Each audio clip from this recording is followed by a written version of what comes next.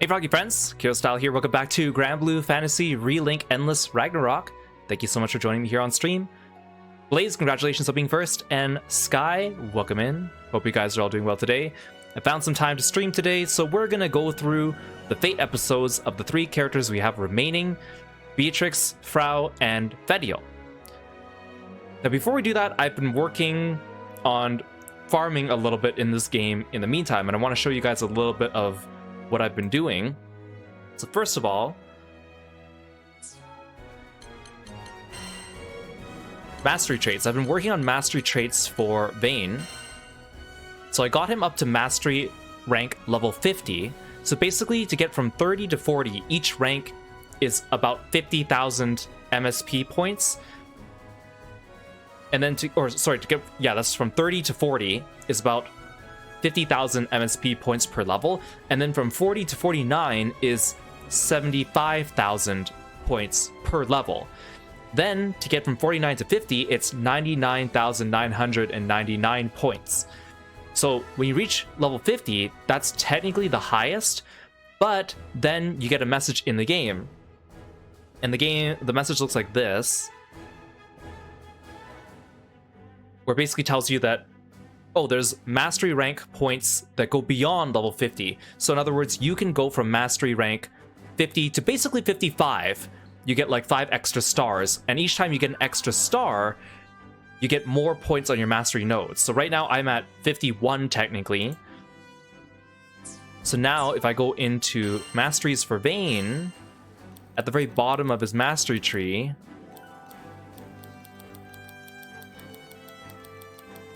at the very bottom, there's some new nodes, and each one costs like somewhere between, like, this one's 12,000, but it goes all the way up to 39,000 for these points. There's 5 nodes on the offense, and then I think there's 5 on the defense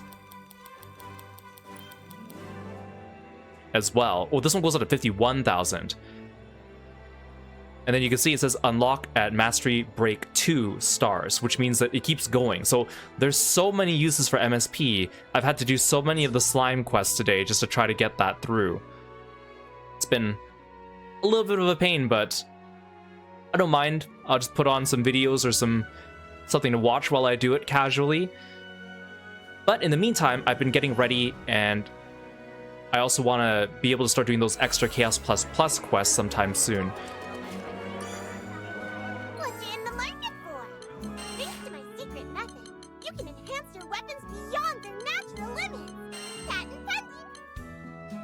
I did go back and do the Omnis Zegalith fight one more time to get a little bit more Terminus Ragnite. So I'll do that here. Wow!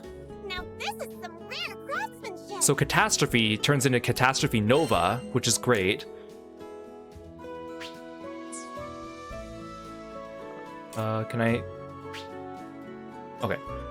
This makes it so below... or boosts attack power when maximum health is below a certain value, which is 200,000.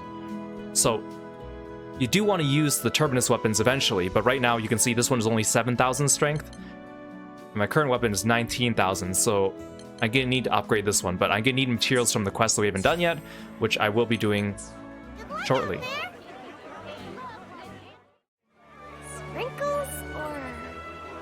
Okay. No, definitely chocolate.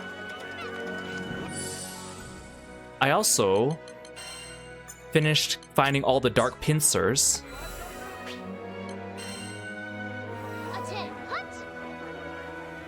I'll show you what that looked like, actually. The first time I found one of them, I used a guide to go back through all the story chapters and find the dark pincers. I got this message here, basically telling you that there's new things to collect in the story chapters. There's new items, and there's new crabs to get. A lot of the new items included a couple extra crewmate cards, so there is a surplus of crewmate cards in addition to the ones I already had on me. Now the crabs, you basically have to go back through and find them in all the story chapters. They're actually a bit worse than the crabs from the base game to go find. These ones are kind of annoying because a lot of them were in places where, like, if you replay the story chapter and then you miss it, and there's a very short window of opportunity to get it, you have to replay the whole chapter again, which is kind of annoying. There's a few of them that require some jumping puzzles, and this game's not really meant for jumping puzzles, so some of them require a little bit of tricky maneuvering to get, which is kind of annoying because if you fall off, then you have to like run all the way back around or something to get it, or worse, you have to restart the chapter.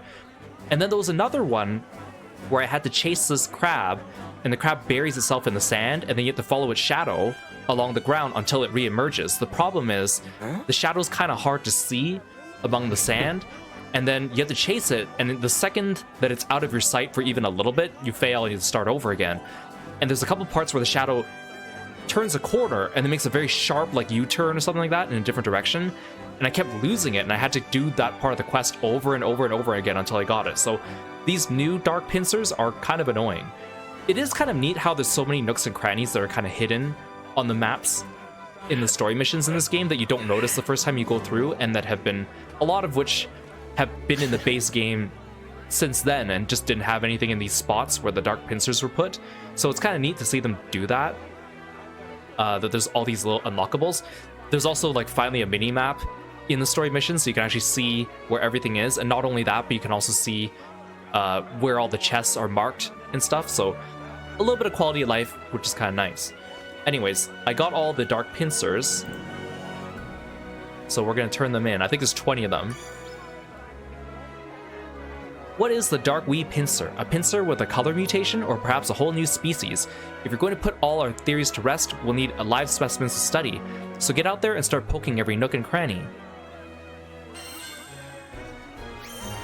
Daddies ain't got nothing on you. Good job bringing those Good job in bringing those jet black critters, but I'm certain more are out there, surviving in places no one would think to look. Yet another reason why crustaceans are so crabulous. Right then, you know what to do. Find those dark wee pincers. Well, you get a sigil, not a crest, A new mission. called Crabs Are Forever Plus. Mission complete.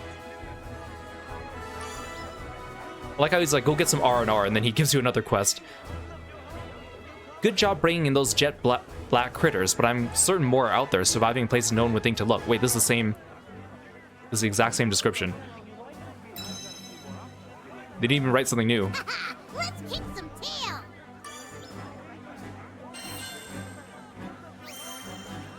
Mission complete. I like how serious this little guy looks. I guess all these have the exact same description. Let's kick some tail.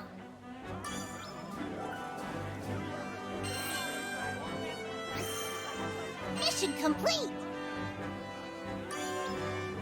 Listen up, crab lovers. We're on the home stretch. Just think of how far we've come. Sorry, I'm choking up. Phew, there's no stopping us from our dream. I'll leave the outcome in your capable hands. Oh, you get it. In a pinch, sigil and a jet black crab statue. Let's kick some tail.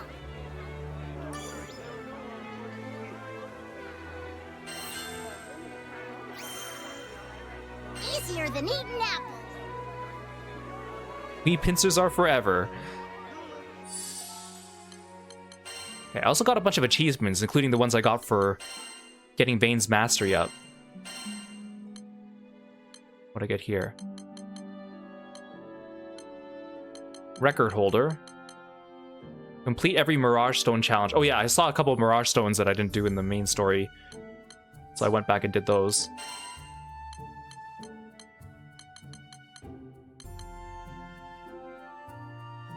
Obtain all 19 crewmates awakening sigils. Oh. I didn't realize I got that. I've been trying to re-roll for sigils for my final builds. Oh yeah, these are for doing the dark pincers. I like all these pun titles you get from doing them.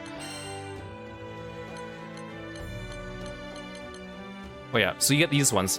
So this one's break Vane's master level cap one time, bringing home the bacon. And then I get big-hearted Paragon, everyone's favorite hero, limit breaking champion, dauntless fortress. That's kind of cool. I wonder what you get for doing Ganagozas. He might have something cool. That's Galanza.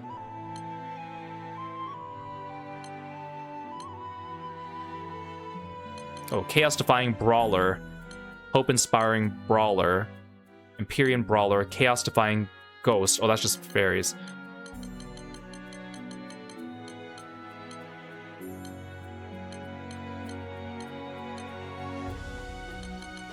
Oh, do the master level ones not appear until after? Oh. Oh, there's no master break ones for the characters I don't have master break yet with.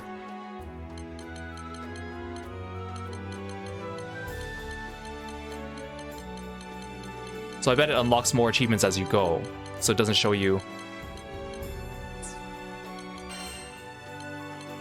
I'm just curious what Gandagoza's would be, because it's usually a fist-based one.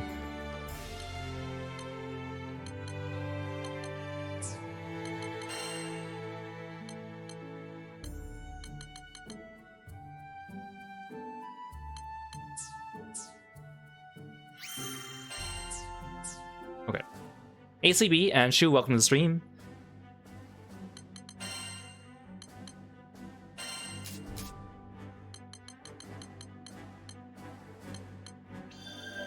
Yeah, let's bust some axe. Let's bust some ass, he says.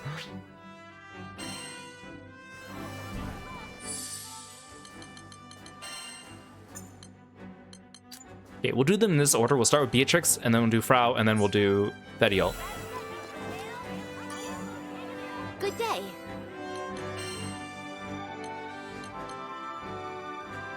Beatrix, an indomitable warrior who hunts primal beasts for the Society. Contracted to the seal weapon Embrask sword, she's headstrong and heavily fixated on climbing the ranks. Her many half-baked plans have earned her the title of the Society's troublemaker. So Beatrix is kind of like, in the Granblue story, she's like very courageous, but a little bit impulsive, and then usually she's a little clumsy, so that gets her into a little bit of trouble here and there. Prologue, Strength Through Adversity.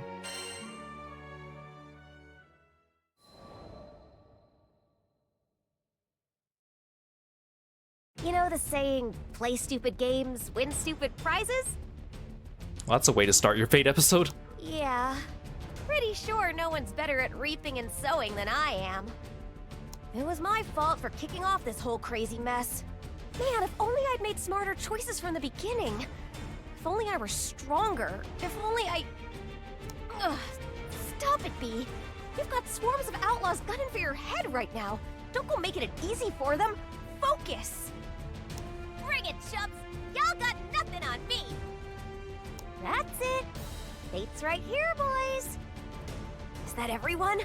So usually when Beatrix kind of is a little bit too gung-ho and Leroy Jenkins her way into a fight, she usually ends up in like compromising positions that are a little bit fan servicey too. That's also something that happens to her kind of often. Awesome. Now that I'd lured the Otojimoki gang into a single pot, it was time to cook. A giant explosion set the ground shaking. That was the cue. Realizing I was nothing but a decoy, the boss man tried to backpedal. But he was too late. Do it, Eustace! A shot rang out in the distance, parting the stormy clouds overhead. Then, bolts of lightning rained down from the sky, electrocuting everyone caught in the torrent, including me. My skin burned. The pain! Jeez, it hurt so much. But this was my just desserts. No guts, no glory. The plan had worked, but my consciousness was fading fast. So, how'd I end up here looking like burnt toast? Well, it all started when I'd caught wind of a rumor.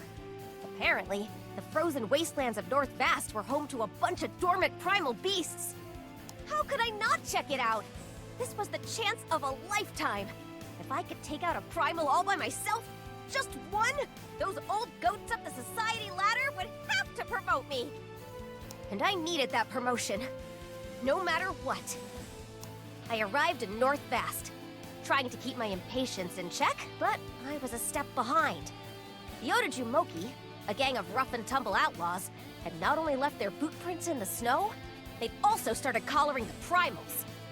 Okay then, had to get devious. Figured I'd work my way into the gang, buddy up with their boss, and then ask where he was keeping the beasties.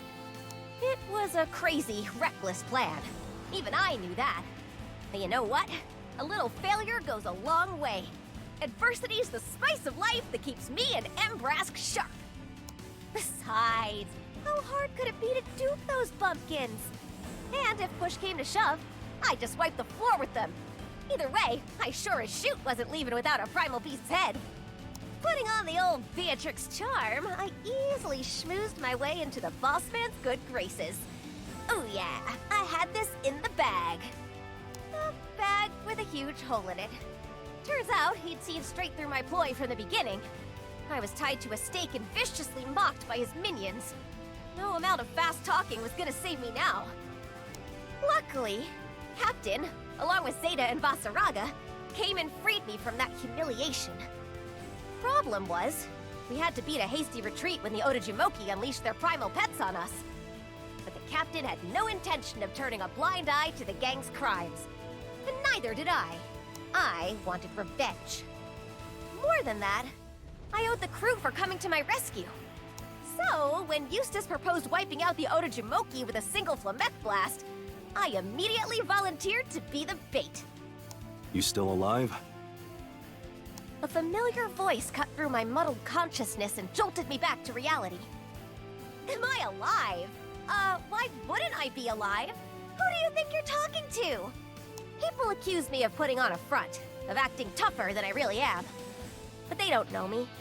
Truth is, taking that direct hit from Flameth felt like nothing. Nothing at all.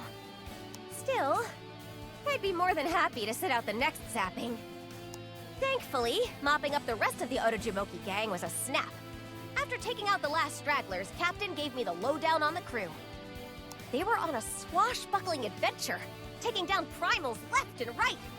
Sounded like our goals were more or less aligned, so joining them was a no-brainer. But I wouldn't get to hop off to new horizons without Zeta first ripping me a new one. Even Vasaraga gave me a piece of his mind. Well, guess I did cause a lot of trouble for pretty much everyone. Still, this minor mishap wasn't gonna stop me. And honestly, I'd do it again.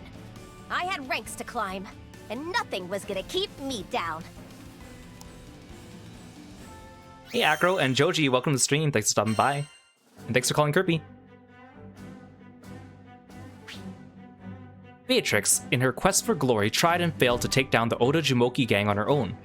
But turning adversity into a boon is Beatrix's bread and butter. To make amends for her folly, she lures the gang into a trap, putting both them and herself in the path of Flammic Thunder's lightning. As she sizzles in pain, the glow of her sword intensifies. So like, the initial versions of Beatrix that came out in the game had this, I mentioned this before, the weird like delta clock mechanic where like every time you did a skill of hers, it advanced like this clock, and depending where the hands of the clock were, she got different buffs. It was a little confusing. Later versions of Beatrix were a lot more simpler to use and a lot stronger. It was very simple. It was just, she did more damage if her HP was lower. Pretty simple.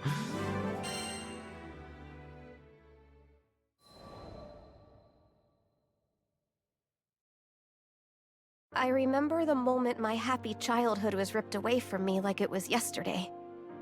She was also the first character to get a swimsuit that was not during summer. They released her swimsuit, like, not in the winter, but it was like winter, springtime. And of course, like, their explanation in the game with the Fate episode you get when you do her swimsuit version is that she, like, goes up to, like, an icy cold place, and then for some reason she has to, like, go diving in the water to get something or something like that. And then so her swimsuit outfit has her, like, her sprite shivering when she's in her swimsuit. It's very fitting for Beatrix. And now they release swimsuit units out of season all the time now, so. The peace had first been shattered by shouts of outrage. I rushed to the manor entrance where a terrible sight poured ice through my veins. Bodies laid prone and lifeless on the floor, their familiar faces covered in blood. Strange men stood over the corpses, cackling with streaks of red dripping off their blades. No, not men. Beasts dressed in human skin. Father bellowed with rage. Who are you? What do you want from us? I could tell you, but you'd be taking it to the grave. Father began to retort, but his words died almost as soon as they began.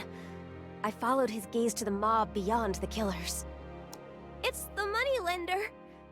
And the villagers? But why? The man who had been funding our land reforms had roused our people into a blazing riot. My mind went blank. I couldn't move, not even when a knife came sailing toward my head. Run! Don't look back! The cold steel hadn't wavered for a second. No! Mother!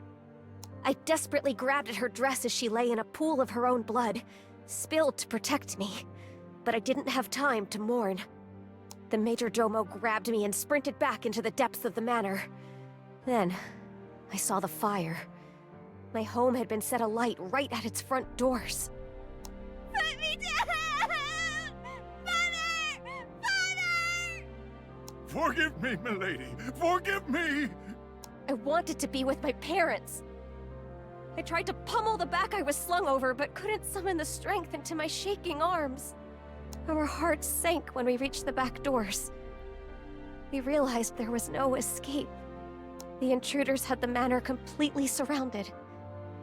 They had never intended to leave any of us alive. We fled down into the stone cellar to escape the growing fire, and the Major Domo squeezed me into a recessed closet. Quiet as a mouse, milady. I'll take care of everything. Don't you worry. The kindness in his soft-spoken words had always put my heart at ease. Leave the cleaning to me, milady. Enjoy your playdate, milady. But at that moment, I couldn't bear it. Liar! Even as a kid, I knew there was nothing he could do to make things better. That was the last time I ever saw his face smiling back at me. The closet door clicked shut, and he was gone. Moments later, the faint smell of smoke stung my nose. I sat in darkness, holding my breath, alone with my thoughts. Fear, anger, sadness. My emotions gnawed at me from the inside. It wasn't fair! I was just a kid! What did I ever do to deserve this? I'm not sure how long I was in that closet. Eventually, when the heat and the noise died down, I crawled out of hiding and up the stairs. My home, and all its happy memories, was gone. Reduced to ash and rubble. But maybe the writing had been on the wall all along. I mean, my family was nobility, but we never flaunted our status or wealth. We lived comfortably, but quietly. My parents had hearts of gold. They could never leave people to suffer. But ultimately, that kindness led them down a road of disaster. After the moneylender had darkened our door, my family's fortunes began to circle the drain. He'd been there, the day our manor burned down. The very man who said he'd save the village. I remember that, at first, he'd extended a magnanimous hand and offered to help build up our lands for the prosperity of the people. The moneylender had brought a land reformation plan that promised to enrich their lives. My father, with goodness in his heart, had agreed instantly. That was how we'd gotten suckered. Sold a pack of lies while our money disappeared. And so did our promises of better lives for the villagers. Though we emptied our coffers, something went wrong with the reformations at every turn. No matter what we did, the harvest grew leaner, all because of that asshole. At that point, it wouldn't have taken much for him to push the people into riot. The fact that we borrowed all that money to invest in the village didn't matter. But even though we were driven to desperation, Father never said a single word of blame toward the villagers. Fill another's cup with wine, and your own with water. That was Father's motto. No matter how tough life got, the one thing you had to hold on to was kindness. Even as more patches appeared on our clothes and less wood went into the fire, His warm smile never faded, and not a single one of our servants quit on us. Taking inspiration from her parents, Little Bee made an oath to herself. She swore that when she grew up, she would restore her family's honor. But that was a dream that would never come true. In a single day, I lost my home, the estate, even my family. Everything had been stolen from me, and my heartfelt promise to bring hope turned into a bitter obsession for revenge. I kind of forgot that Beatrix had all this backstory, because I think it's only mentioned like once in the mobile game with one of her older units. Hunter, welcome to the stream, thanks for stopping by. Born to nobility, Beatrix enjoyed an idyllic life until cutthroats raided the manor and massacred her family and attendants. With loss and rage indelibly seared into her memories, she struggles to reconcile her father's motto, which champions kindness with her growing hatred as it warps into a twisted vow for revenge.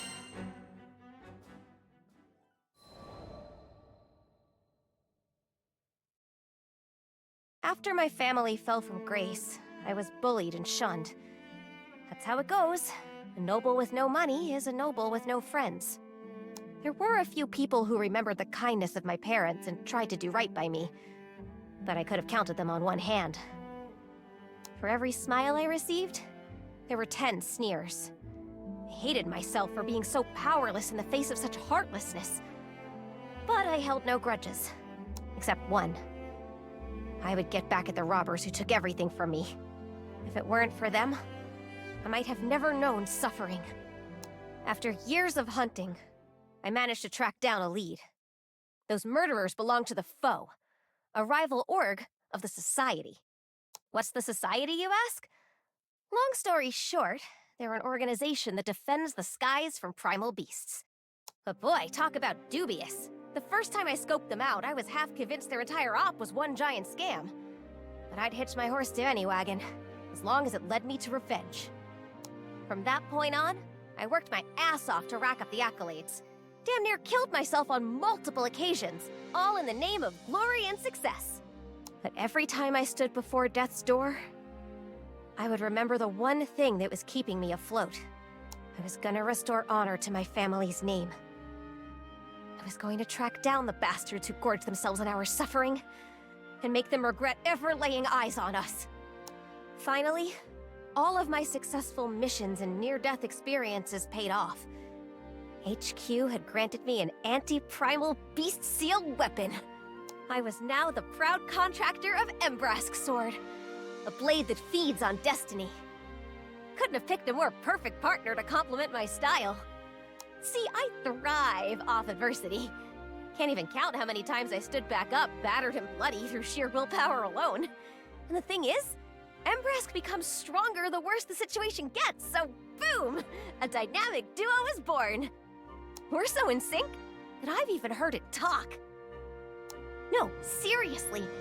More than a few times now, I've heard my buddy speak to me after saving my bacon. Between Embrask's power and my unbreakable spirit, we can turn the impossible into reality. And to the villains who robbed my parents of the full life they deserved, I have a blade with your names on it. Every bad ending, every tragic fate, Embrask and I will wipe them clean off the books. Hey Luke, welcome to the stream. Thanks for stopping by today. Beatrix falls into austerity after her family's murder. She ignores the denigrators reveling in her ruin. The men who stole everything from her are the ones truly deserving of her hatred. One day she learns those men belong to the Foe, nemesis of the Society. Thus Beatrix joins the Society, pushing herself to climb the organization's ladder to achieve her ultimate goal of revenge.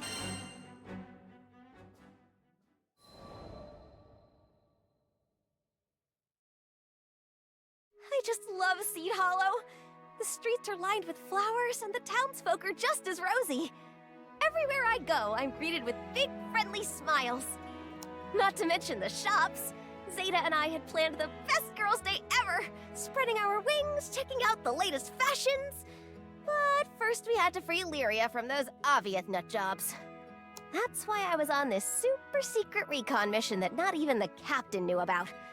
As a master at gathering intel, I could score easy brownie points if I found clues to help us rescue Lyria. They ran into the alley! After them! Sounded like a chase was on. And I guess the pursuers weren't doing so hot. We dealing with some kind of brawl? Damn it, they're gone! Speedy bastards! We'll never catch them at this rate, Captain. Avi has evidently trained their people well. We should at least ask Skyfarers for help. Now that you mention it, I did hear that Tempeal had been saved by a passing Skyfaring crew. Aha! The super spy had already struck intel gold. This was exactly what we needed. And since I was flying solo, I had clear skies to take all the credit. I knew from my years of achievement hunting with the Society that I was on to something big.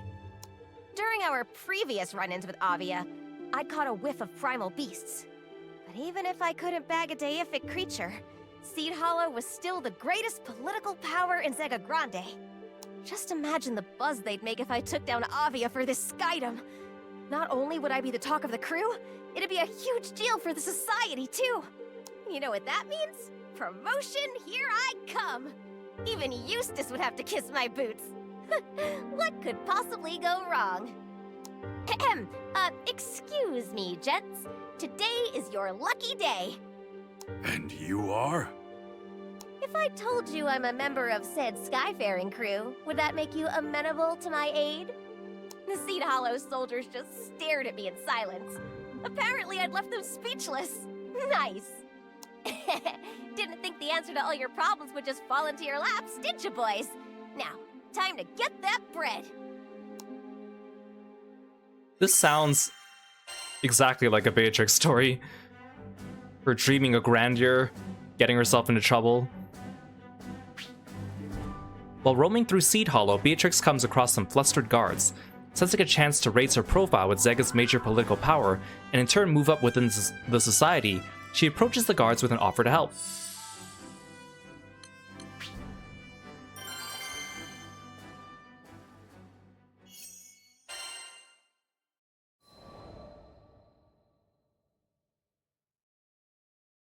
According to the Seed Hollow soldiers, ever since the winds in Tempeal went screwy, Avia members had been spotted throughout the city. And as a result, the authorities decided to tighten security just in case.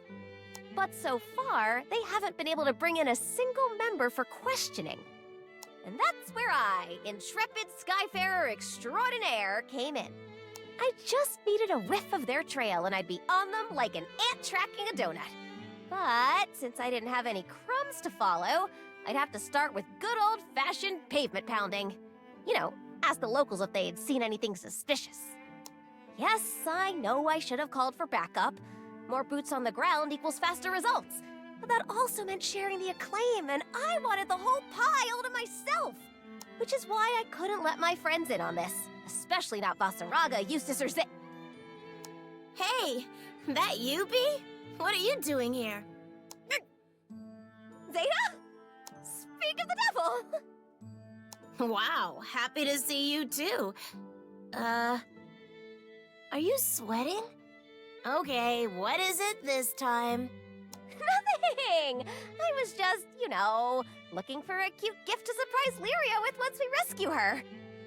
I had to throw her off my trail, and fast. No biggie. Making small talk with my signature silver tongue ought to do the trick. I quickly steered the conversation toward food, dropping deets about the latest and greatest desserts I'd found. When Zeta finally had her fill, I heaved a sigh of relief as I watched her walk away. Whew, that was close. Thanks for eating into my investigation time, Zeta. Oh well, I should be able to make up for lost ground. The soldiers described the sketchy get-ups Avia wore too, so I knew what to look out for. Whoa, sorry. Distracted by my thoughts, I bowled right into someone, nearly dropping Embrask. Pardon me. Oh, Harvin! No wonder I didn't see him. Wait, that still didn't make sense. I'm pretty sure there was literally no one else here a second ago. So he must have been concealing himself. And people don't do that unless they're up to no good. Hey, mister. How's Lilith? The air instantly turned frosty. So, you're one of those skyfarers. You're perceptive to have noticed our presence. We're quite good at blending in with our surroundings.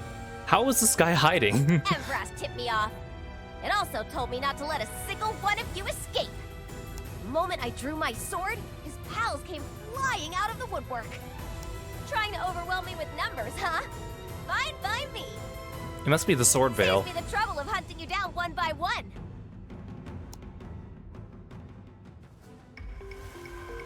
Oh, it's just in the middle of the city. Hope you're ready to do time. I'm putting you all away. I'll have the ship ready for departure. Hold her off. Sir, That's enough dilly-dally. The ship is departing. Yeah. Hey! You can't just leave. Come. Damn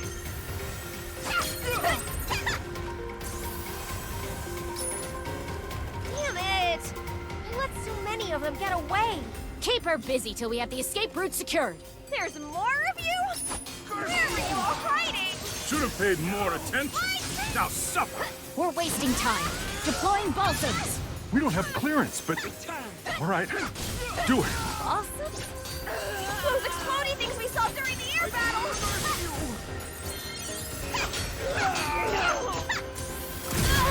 They just keep blocking. Maybe I can catch them off guard with something. I don't fit. She sent those balsams back to us. An eye for an eye, a balsam for a pulse. You're smarter than you look. My friends, my brethren. So much for catching them all. Oh, that's it? The Fate episodes we did yesterday had longer, like, exploration segments for here.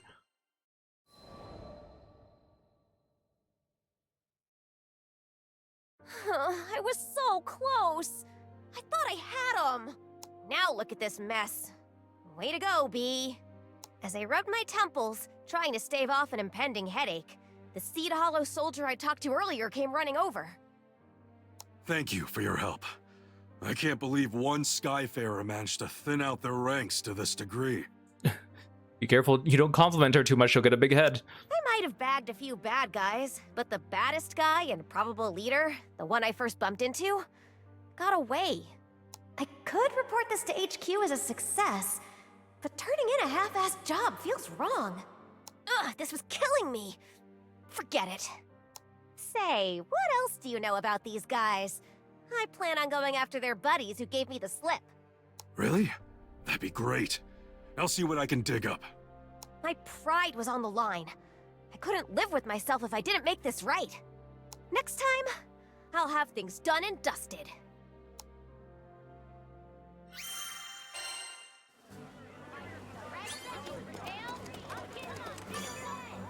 Hello.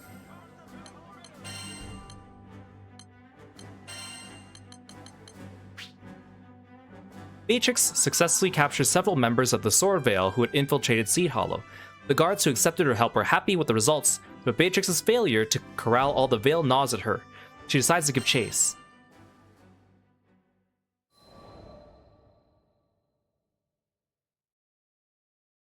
Making promises was one thing. Keeping them was another. I had no idea where those Avia jerks had flown off to. So, I visited the Portmaster. You haven't seen any Harvins in white cloaks around here, have you? About yay high, hoods blocking half their faces? Sorry, can't help you there. With a description like that, I'm sure I'd remember if I did. No luck. I was sure I was on the right track, though, because they definitely said they were leaving by airship. But after going up and down the docks asking every single person I saw, I was no closer to finding my prey. To be fair, even I couldn't spot them at first. But really? Not even a single eyewitness account? It's like they were ghosts. Oh, B, guess what I heard? Someone picked a fight with Avia and trashed the city. I spun around and there was Zeta, smirking like the smug queen she was. Ugh. Of course she knew it was me. As my bestie, she understood me better than almost anyone. Still hated being called out, though. No clue what you're up to, but Want a hand?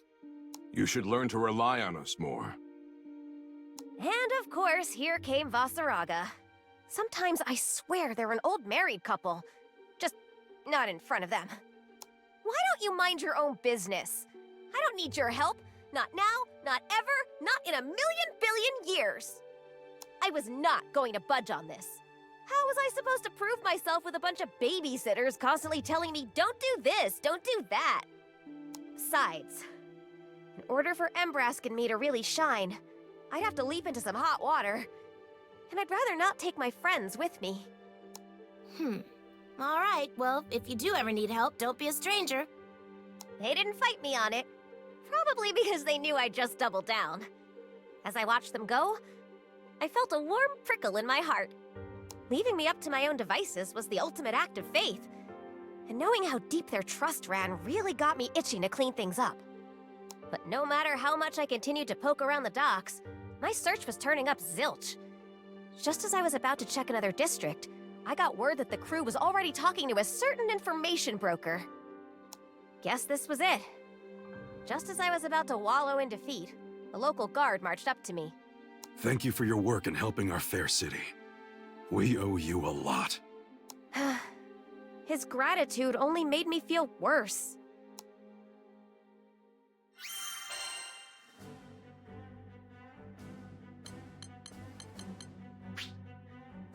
Beatrix's solo investigation into the escaped Veil members comes to a dead end. Fellow Society agents Zeta and Vasaraga sense that Beatrix is struggling with something and offer their assistance. However, Beatrix stubbornly refuses their help.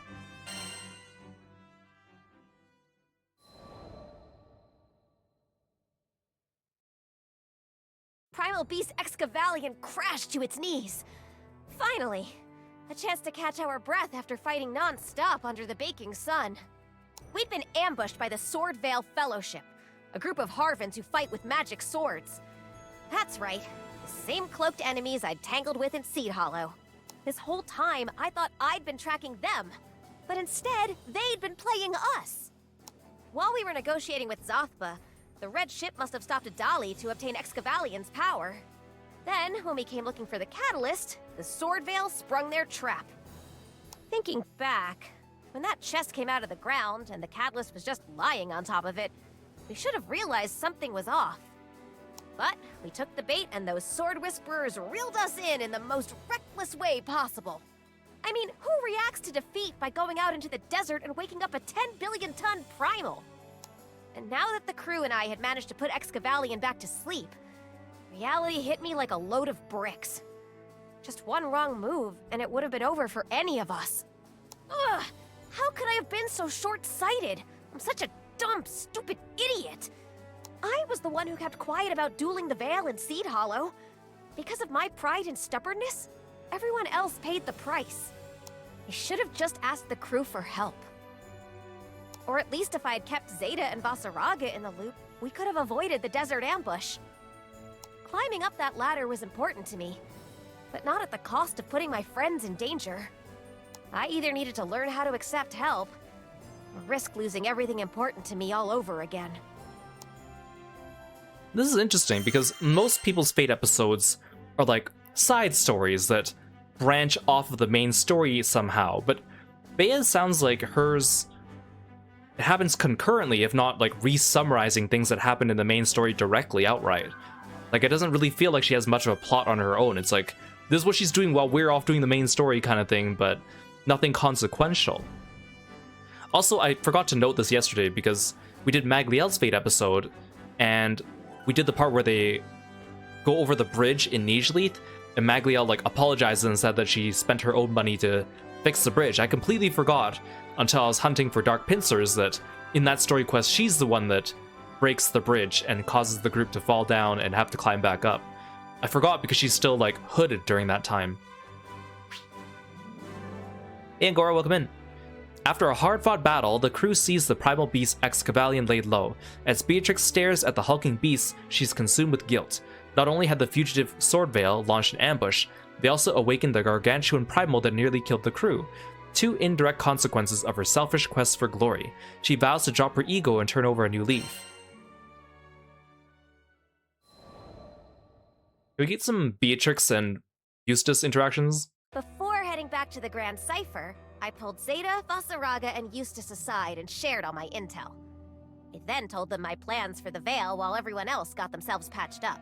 Like, it doesn't even really feel like she got that much intel. She saw the Veil in Seed Hollow, fought them, and then they ran off. That wasn't really much intel. You want to hunt down the Veil? Yeah! I say we take the fight to them! Can't say that's wise. We might walk into another trap. Vasaraga was right, of course. But if we let this threat slide, they could ambush us again. And next time, we might not walk away casualty-free. If we end up losing anyone, I don't know how I'd handle the guilt. Please, you guys? I know I'm being selfish, but I really, really need the assist. I felt pathetic, begging my friends to help clean up a mess entirely of my own making. This was the only path forward, though. I bowed my head to them and waited. The silence that followed felt like an eternity. Zeta cracked first. I think she couldn't stand the awkwardness any longer. No, this is so weird, Bee begging. That's not the Hellcat I know. She reached out and mussed my hair. Her way of saying she always had my back. You keep forgetting that we're here for you. Not everything is your sole responsibility. Zeta! You tend to run yourself into the ground when left alone. I'd like to prevent that if I can. It was your bad judgment that got us here. You were the one who let our targets escape. Eustace. Always telling it like it is. I think I know where they've gone. Go get permission to pursue from the captain. We're wasting daylight. But, in the end, he always pulls through. Thanks, guys. With my friends at my side and my trusty sword in hand, it was time for some payback. We're gonna fight Magliel again?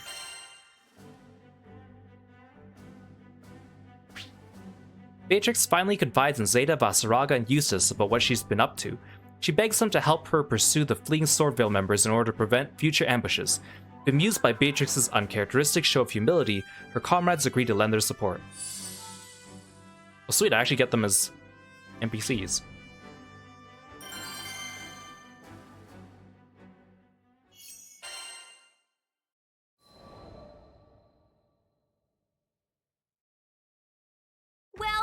Well, if it isn't the Swordvale Fellowship. Had a feeling we'd find you here. Eustace's intuition was spot on. They had pulled back to the gates of the ruins, probably to lick their wounds from our earlier skirmish. Guests, eh? Your orders, Trulin? Ramlasona, you secure an escape route. I'll keep our friends company. Oh, we actually recognize these names now that we did Magliel's Fate episode. If you think you're gonna make another great escape, think again. Zeta closed in from the opposite side, and Vasaraga and Eustace brought up the flanks, circling the perimeter just like we planned. Just give up. There's no way you're getting through us. Such disrespect to think us receptive to surrender. For Lady Magliel, and for the sake of restoring the Vale's good name, we will not falter. All we want is a land to call home. Until we find it, our clan will fight to survive tooth and nail. Wait. Aren't you fighting for Avia? We are indebted to the Pilgrims of Avia for taking us in when others would not. However, their shelter is but a roost to rest our wings. We will see our clan restored to its former glory. But you Skyfarers have handed us humiliation after humiliation. You were meant to bumble around at the bottom of Mount Nazalith, not harry us in Seed Hollow. Ramlasona, I think her name was, shook with quiet fury. We might have stood on opposite sides of the battlefield, but in their desperation, I saw a mirror image of myself. I'd have been moved to sympathy if it weren't for one thing. Lyria's our friend, and the church took her from us. You must be able to understand how we feel. What would you do if one day you lost Magliel? They refused to look me in the eye. Seemed like my point had hit home. I guess they did have a conscience after all. I admit we're not in a position to negotiate.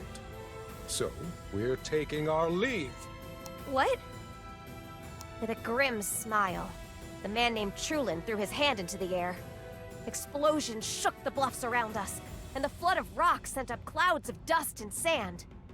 Ah! My eyes! His minions must have caused the avalanche while we were busy talking. Ugh, that's it!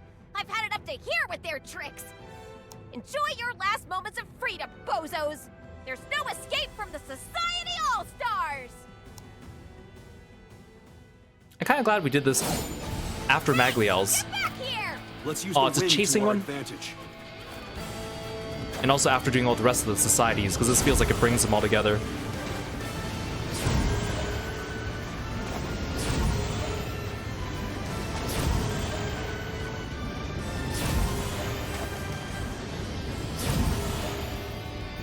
Stop running!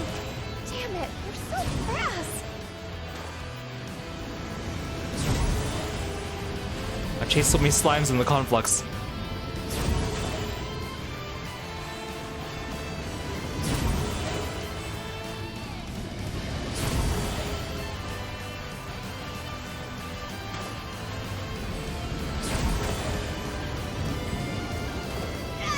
I got stuck.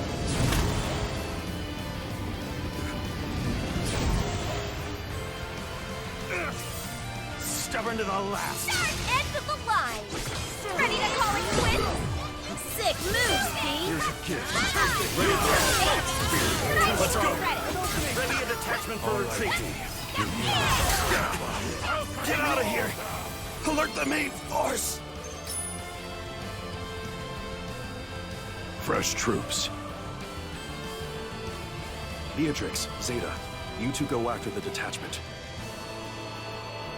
He's just one dude. Have fun with these guys!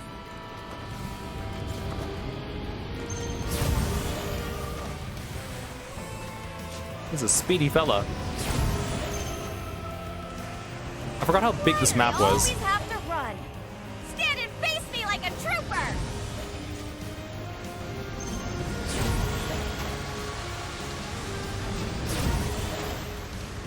We worked so hard to take down Excavali.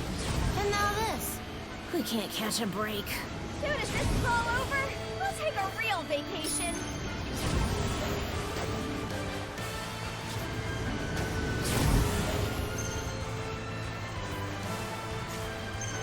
Well, well. We're going to save Lyria. And that means capturing you. I'm afraid we can't have that. You're not the only one with a cause worth fighting for. Where did we go wrong?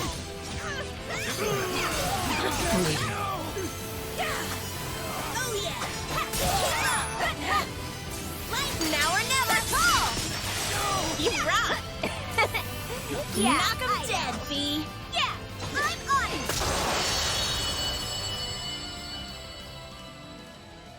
Please stop this fighting. We promise we'll hear you out. Hey Kieran, welcome in.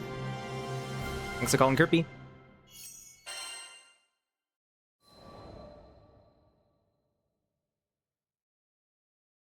Torture me as you like, but I won't divulge anything. You may as well kill me now. That would make our lives easier.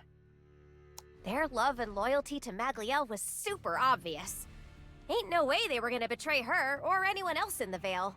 If they wouldn't talk, it was in our best interest to finish them off here and now. Sucks, but it is what it is.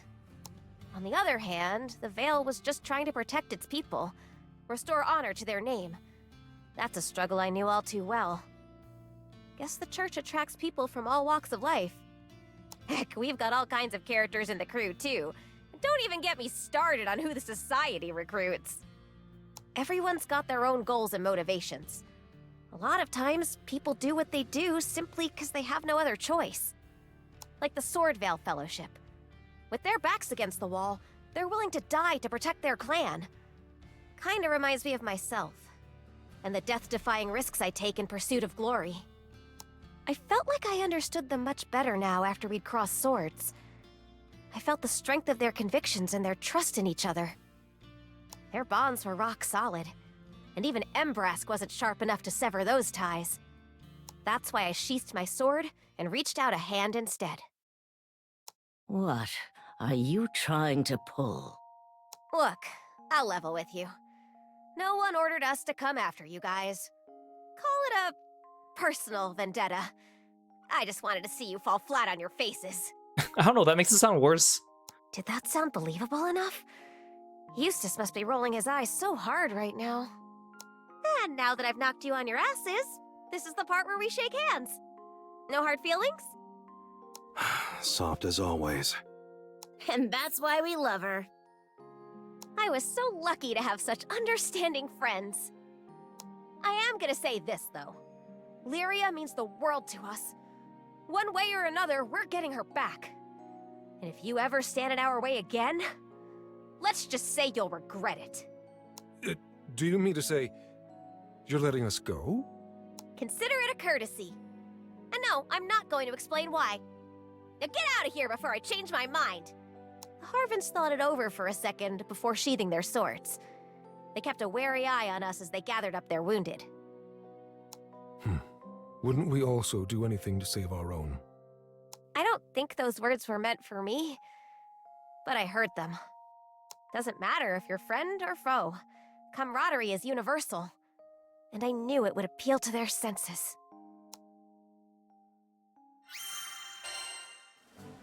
Hey, Ditzel, welcome to the stream. Good day. Let's see.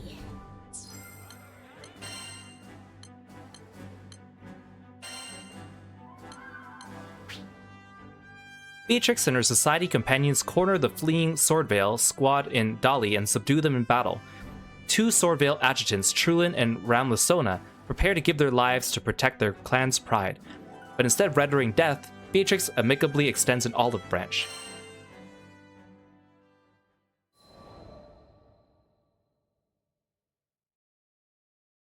Avia had invaded Seed Hollow Castle, and we were in the thick of it. According to Zathba, it was a three-pronged raid of Aviath regulars, Silver Wolf Corps, and Swordvale units. This was practically an all-out war. Nevertheless, we blasted through enemy troops as we made our way to the castle's inner sanctum, to rescue Lyria and thwart Lilith's evil scheme. It was pure chaos, and the soldiers were yelling at each other in total panic. What happened to the Veil? Why aren't they at their stations? I heard General Moglio pulled them back. Probably still too exhausted from the Dali mission. Eustace glanced at me. Looks like you did some real damage. I stopped in my tracks. I know we drained a huge part of their combat forces, but it makes no sense to conserve strength during an all-out push. What if Trulin and Ramlasona had taken my words to heart, and that's why the Veil was sitting this one out? Nah. Just wishful thinking on my part. But hey, to all the Veil members who didn't show up, I just want to say thank you. I like how Beatrix is like, yeah, it was probably because of me, and then since we did Magliel's Fate episode, we know it was actually because of id.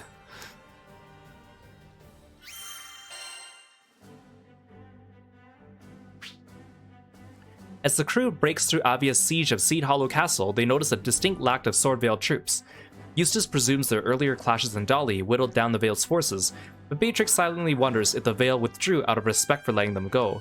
She whispers her gratitude to the absent warriors. Oh, she's friends with them now. She's on her knees to meet their height. We'd crushed Avia's plans and brought peace back to Zega Grande. Seed Hollow was bustling with the recovery effort, and a lot of ex-pilgrims were chipping in too. In Roland's own words, they'd been cajoled by Lilith's honeyed promises. So, you know, no need to stick them with the death penalty or anything.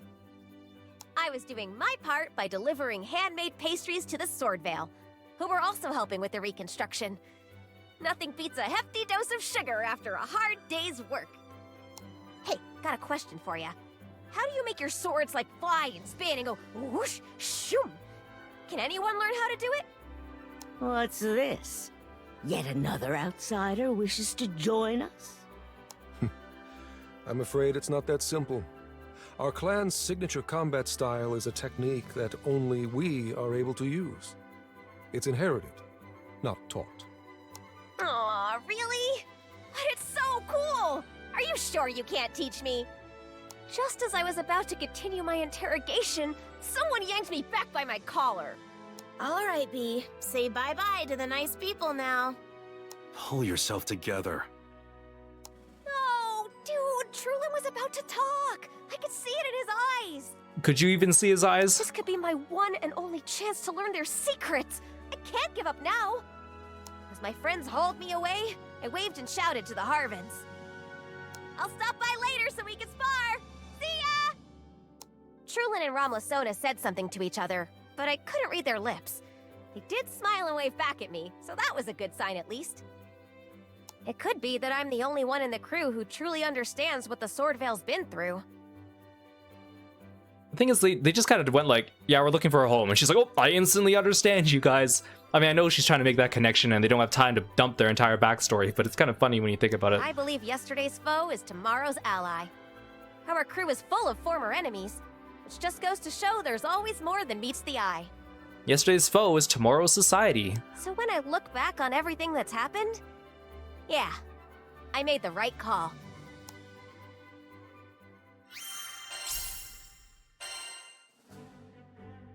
Okay, we'll read the letter after we do all the other Fate episodes today. So, like, Beatrix's Fate episode, it shows off her personality, which is good. It gives us a little bit of background on the Swordvale, but we already got that from Magliel's Fate episodes. And because Beatrix's story is concurrent with the main story, but also can exist separately from it, it's ultimately kind of nothing. Like, ultimately nothing really happens compared to a lot of the other Fate episodes, which felt like stories that started and finished with the characters that starred in them. But this one didn't really feel like it. A bit of a different approach. I'm not saying I hate it, but I think it was less compelling than some of the other ones. Well then, so long.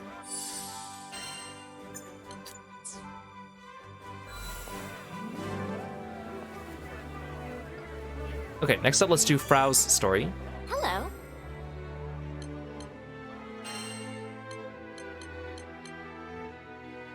Frau, pact bearer to the Devil, a primal beast of the Arcarum tasked with helping to create a new world order. She is a compassionate soul who brings her power, beauty, wisdom, and knowledge to bear as strength.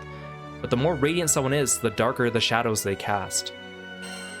Also, someone pointed out that there's no alternate outfit for her that you can play as in this game when her hood is up.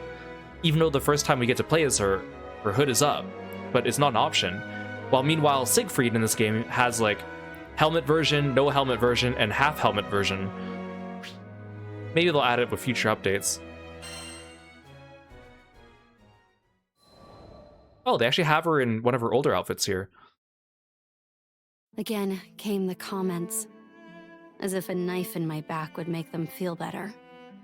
As if they needed to paint the world red with my pain. Hey, Frau. Looking gorgeous like always. I wish I had your complexion. Life would be so much easier. You sure? She attracts creeps like nobody's business. A little beauty's not worth having a fan club of degenerates. I went to the flower field on the outskirts of the village for solace. But, yeah. No matter how hard I tried to forget their attacks, it felt like their malice had already seeped its way into my heart. It had always been like this. Somehow, some way, the blame would always fall upon my shoulders. Of course you're involved again, Frau. Just because you're pretty doesn't mean you can do whatever you want. Yeah. Every single time there's a breakup in town, you're right there. Homewrecker. Thing is, I had been civil. Courteous, even. But still, they hurled their heartless accusations at me. It was all I could do to keep my own dark emotions at bay. Why bear such pain? Why force yourself to smile? Grasp our gift, and your problems will cease. Asai, welcome to the stream. Thank you so much for the raid. Hope you guys are all doing well today. Please go check out Psycho Reaper 115 when you get a chance. Super cool streamer. Hope you had fun playing some Shadow Hearts and Foundry today. Feel free to sit back and relax or go take care of yourself after your stream. We're doing Frau's Fate episodes today. Shut up. Get out of my head. It was fine. I didn't need them to understand me, or even love me. I cared about everyone, and that was all that mattered. But no matter what I did, all I got in return was malice and unwanted attention, lustful eyes and envious stares. All of these emotions forced on me for as long as I could remember. All of these problems focused on me for as long as I was around. The cheating and fighting, the insults and propositions, all of it was because I attracted too much attention? All because I was too pretty? What could I even do about it? I just wanted to fit in, to see everyone smile. I've always wanted that from the bottom of my heart. So I pushed myself to be good to everyone. But I guess the world wasn't nice enough to reciprocate in kind. Some would show me jealousy, some irritation. Even the rare display of sympathy was a phony act to take advantage of me. Oh, Lighthouse, welcome in. Thank you so much for the raid. Hope you guys are all doing well today. Please go check out Lighthouse when you get a chance. He's a really cool streamer. Plays a variety of different games, especially Nintendo games. And he's super, super kind with a great community. Go check him out and follow him on all your social media when you get a chance. Welcome in, Conran. And Yuriange, welcome to the stream. Thanks for stopping by. I hope you guys had a good time with Light. I'm Kiro. We're playing some Granblue Fantasy Relink. We are doing the characters' Fate episodes, which are like little visual novel backstories for the characters. And we're starting the visual novel for the character known as Frau. So feel free to sit back and relax, or go take care of yourself after your stream. I appreciate you being here. Atome Princess, welcome in. What did I do? I was only trying to be nice. Was that really so confusing? Can one girl really be to blame for everything? No way. My parents supported me. At first. Mom, Dad. I remember them trying so hard to defend me. But the amount of insults and advances had become too great for even them to repel.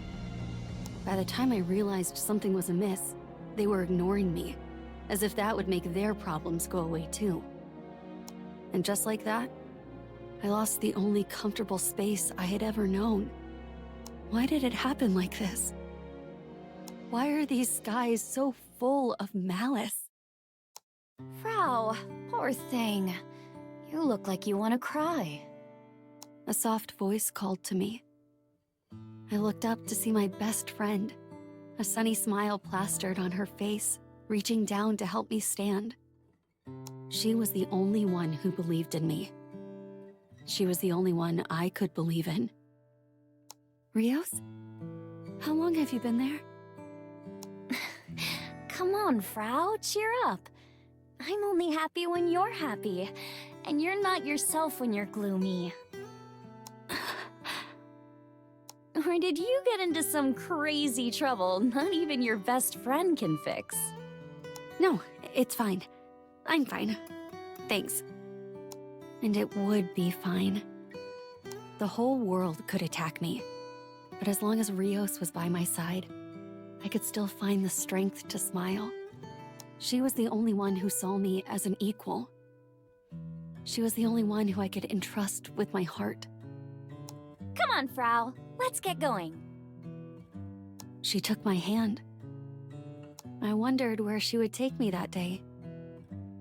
It didn't matter. When we were together, it never mattered. She was a pure stream, washing clear the poison that had taken root in my heart.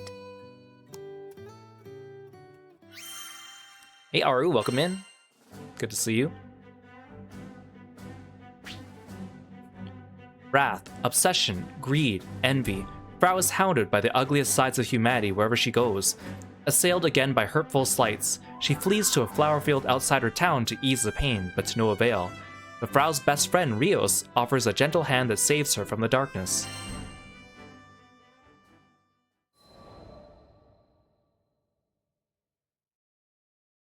Hey, where'd you go? Wait up! Catcalls, as frequent as they were bothersome. I stopped in my tracks, knowing nothing good was going to come from dealing with yet another oaf. Actually, I knew this bastard. He'd laid it on pretty thick in the past. Well, that's an understatement. He tried to force himself on me, but I fought him off. Knowing our history, I turned back to keep an eye on him. Sure enough, a few guys from his ugly cohort were standing at his side. I tempered my voice as I called back. Can I help you? Hey, don't be so defensive. I wanted to apologize for last time. I, didn't know how strong you were. Whether it was guilt or raw instinct, he knew I was fuming behind my smile. He raised his hands to show he meant no harm. Okay, great. So did you need me, or...? Actually, I do need a favor. He stumbled as he explained. His gang's hideout had been infested with monsters. Could have gone to the local guard instead of bothering me. Yeah, okay, maybe they couldn't. These guys probably had their hands in all kinds of dirt. Please, we need you. It's you or nobody. He actually got on his knees and begged.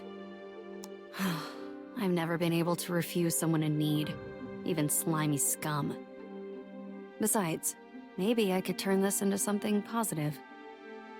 No matter how terrible a person treated me, in my heart of hearts, I just couldn't hate them. There were some truly kind people in my life after all, like Rios and my parents before they gave up. I loved them all. I really wanted to love them all. Maybe one day they would reciprocate my sentiment. But to make it there, I had to be the bigger person. And actually, I kind of liked being relied on. These guys were clearly going through something. And if I was the only one who could help... Fine, I'm all yours. Just like that, we were off to their hideout.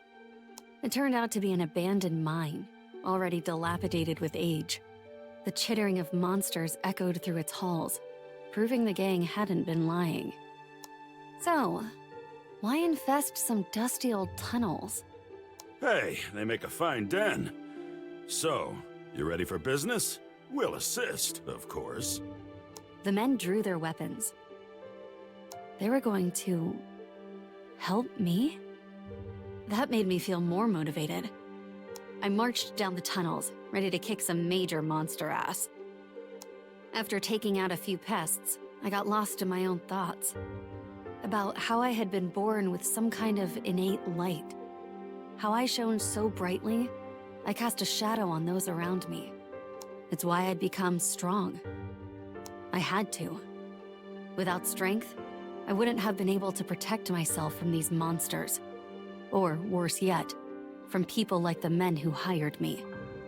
Speaking of, they trailed behind me, busy twiddling their thumbs as I cleaned out the monsters one after another. This should be the last one. I sighed with relief as the toughest of the monsters fell. Job well done. What the actual hell? Right, let's head back. The words died in my throat as I saw the men step back even further. I braced myself. But damn it, I should have realized sooner. Out of the corner of my eye, I saw a man pull a lever.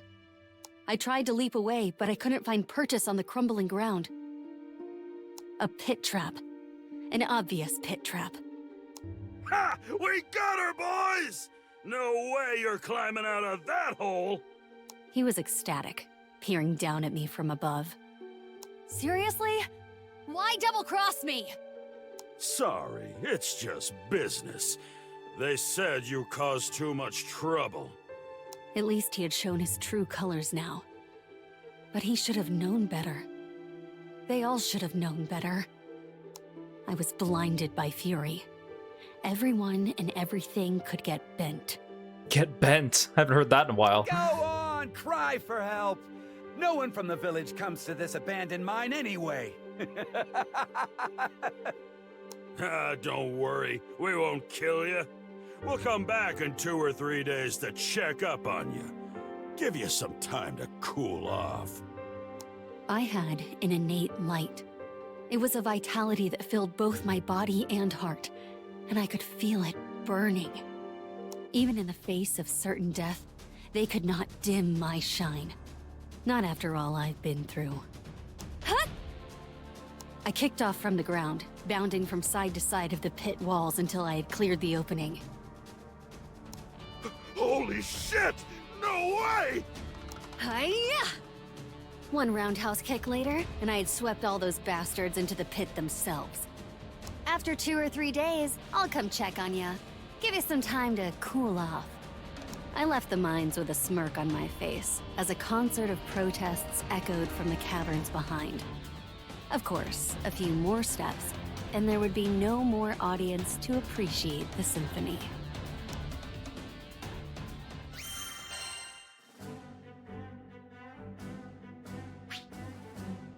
A frantic man begs Frau to exterminate monsters in his gang's hideout.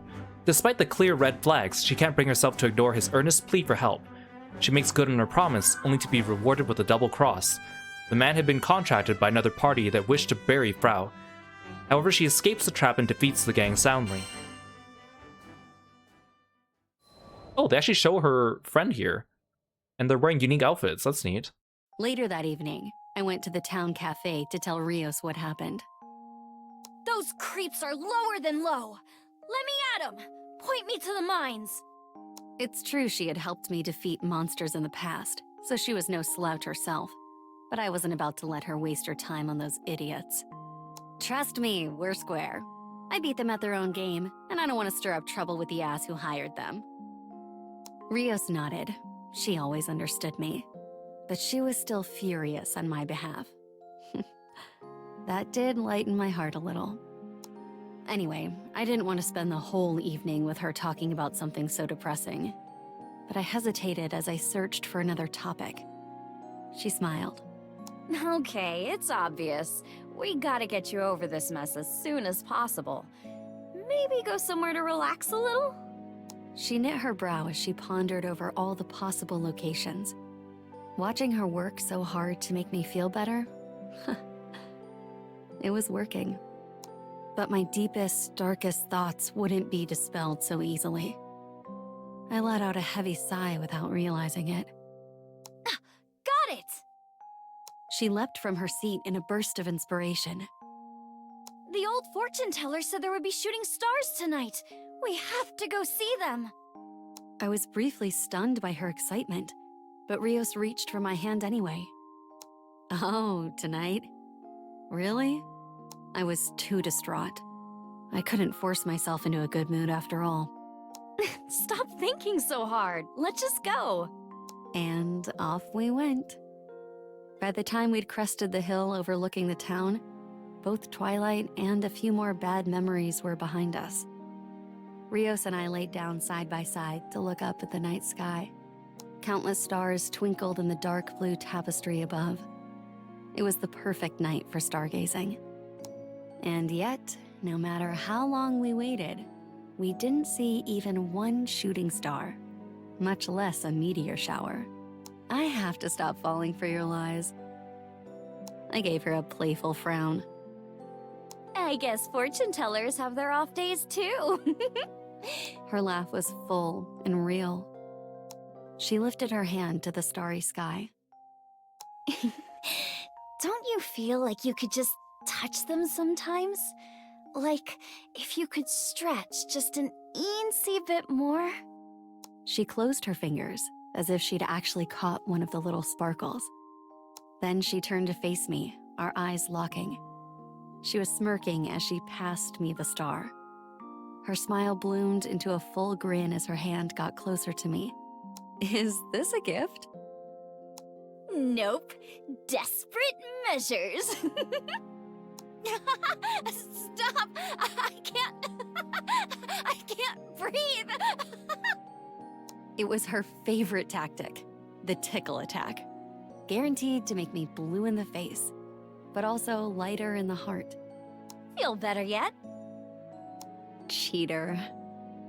Just being with her, I felt love, and how much she really cared for me.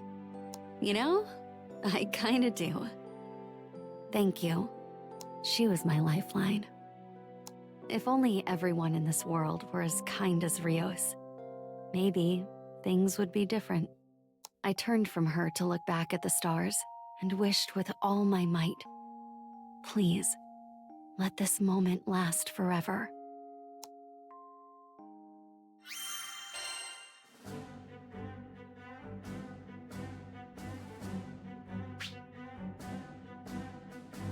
Frau grouses to Rios about the aggravating event she experienced earlier that day. Hoping to lift Frau's spirits, Rios suggests they go watch a star shower supposedly happening that night. Sprawling out atop a hill, they await a cosmic show that ultimately never comes. Undeterred, Rios pretends to grab a star from the sky and gives it to Frau in the form of a tickle attack, their blissful laughter echoing into the night. This episode includes future details from the main story. Finishing the story first may provide the best experience. You still want to view this episode anyway.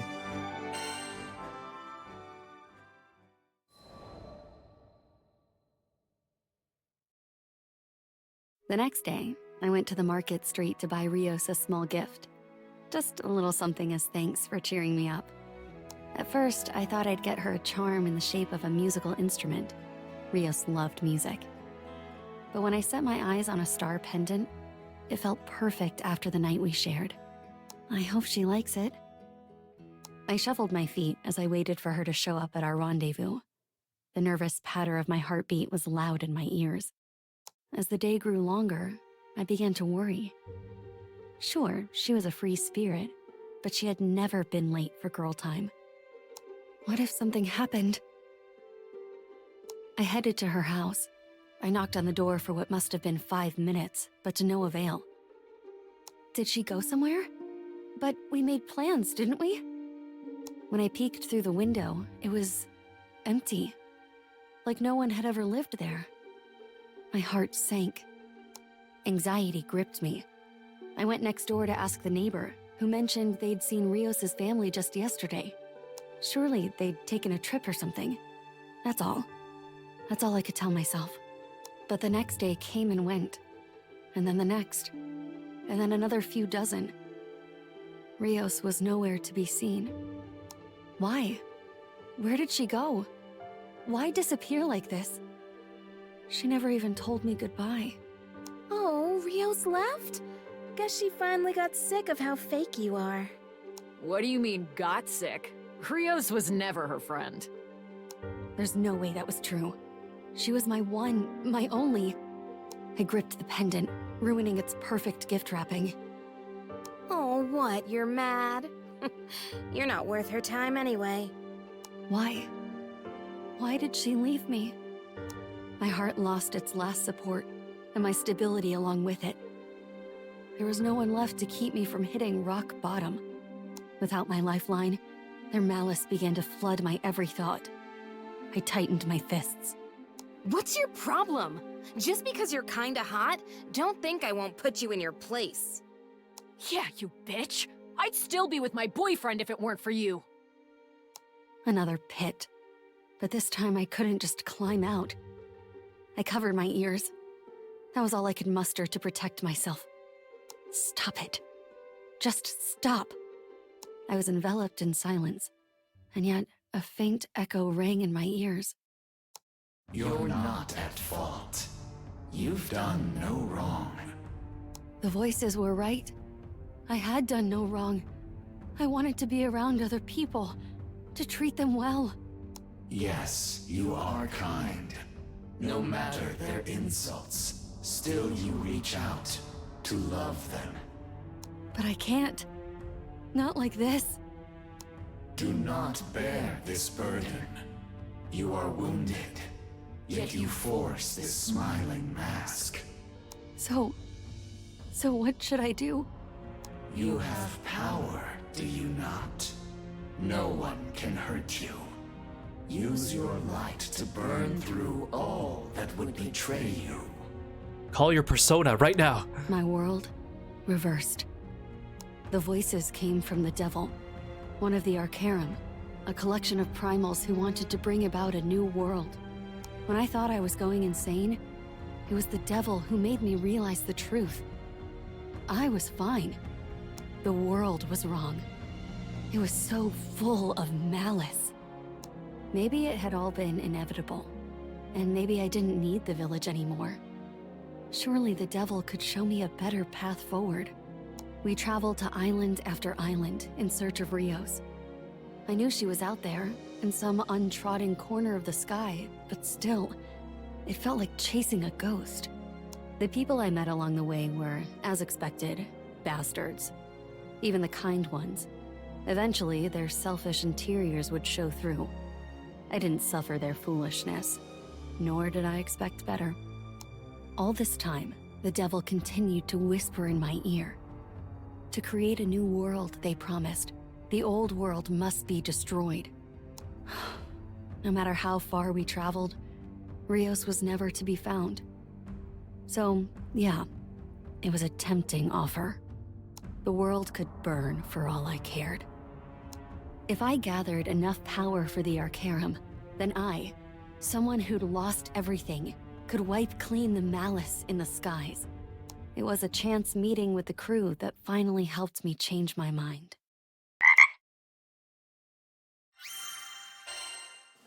In Action Production, welcome to the stream. Thanks for stopping by. Steampunk, welcome in. Thank you so much for the raid. I really appreciate it. Please go check out Steampunk VT when you get a chance and join in their wonderful community. You guys are playing some Stardew Valley today. Hope you had a good stream.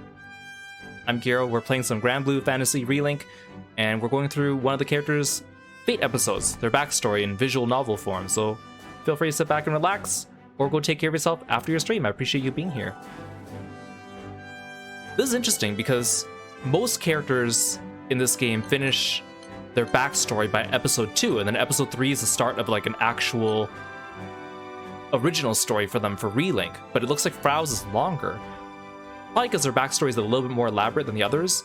They did a pretty good job of writing it out though. I think it's more articulate than the Granblue mobile version, mostly just because the mobile version, the writing style in that game is that it's mostly dialogue and very little narration because they want to take advantage of the characters voicing their lines, which is fine. I like that. It feels more engaging without a narrator, but also some of the details are a little bit more difficult to kind of like spruce out that way. So it's kind of interesting to see them do it this way. I wonder if she actually has an original Relink story, because it looks like we're already almost set to do a fight pretty soon. Oh no, the fight's not until episode 6. Because I really don't want them just to rehash her entire Granblue's backstory, because there is more to it. Oh, this is interesting too. It ends at episode 8, and then there's epilogue and addendum. And the second fight is in the addendum. The other ones all have episode 9. That's interesting.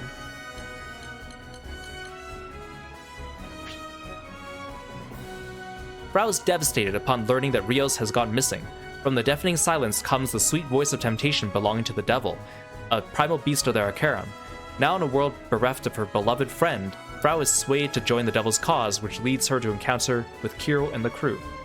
This episode includes future details from the main story, yada yada yada.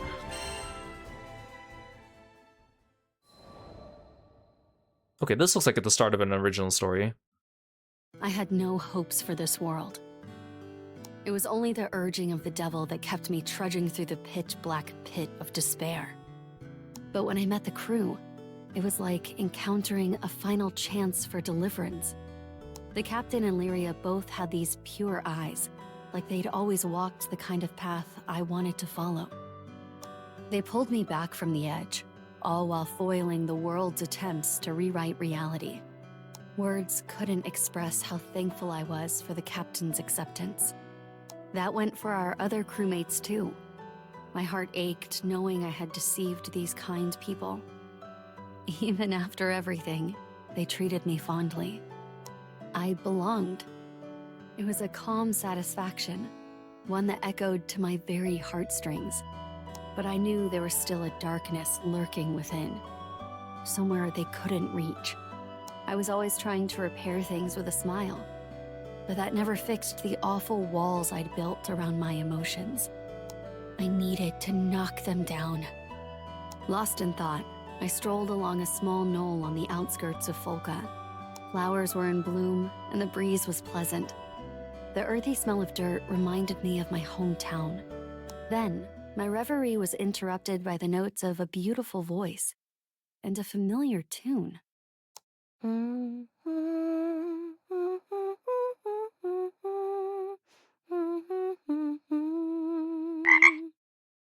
I recognize that tune. It's the Granblue theme. Whoever I hear must also play the same mobile game as me. Wait, Rios had hummed that all the time. No way. It can't be. A flicker of hope ignited within my chest, and my legs carried me toward the sound. And there, I found a refined young Irun woman who looked the very picture of elegance. Is someone there? With a start, she turned to face me.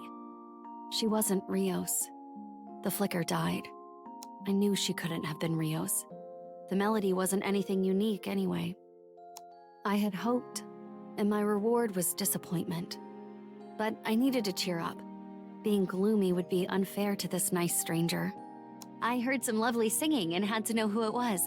Sorry if I startled you. I see. Thank you. That's high praise. You know, I'm from a totally different Skydom, but I've heard that song too. Coincidence, right? Yeah, sounds like it. Sounds like we play the same mobile game. I didn't mean to interrupt you. Please continue. I'd like to hear more. Well, I don't usually sing in front of people. Besides, I was just about to head home. She turned to leave, her gait unusually slow. Maybe she hurt her leg. I was disappointed I wouldn't hear more of her singing, but that feeling quickly faded into concern. I unconsciously reached out to stabilize her. I couldn't remember the last time I'd touched another person. Thank you. Tenuous as it was, I felt a connection forming, so I decided to walk with her through the forest. During our chat, she revealed her name was Sadie and lived away from the village proper. I've always made other people feel uncomfortable. I hate that. I don't want to be a bother. Her voice was subdued and hesitant. But I understood her completely. I had pushed people away myself. Our reasons, however, couldn't have been more different. I was tired of people blaming me for their problems, but Sadie, she had a far gentler motive. She explained that, for some, living alone was an isolating experience. But for her, solitude was liberating. She was just like Rios, free.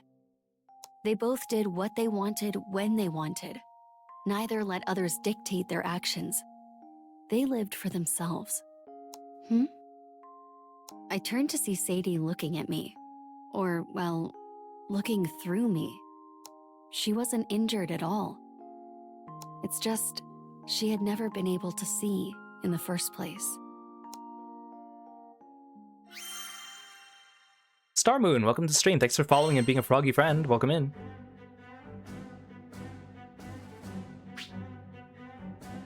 Thanks to the crew's friendship, Frau manages to step back from the brink of despair, but this also saddles her with newfound anxiety.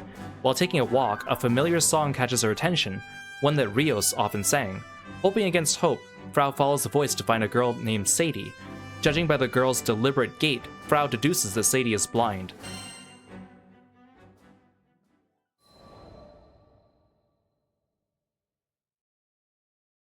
After learning about Sadie's condition, I began visiting her more often.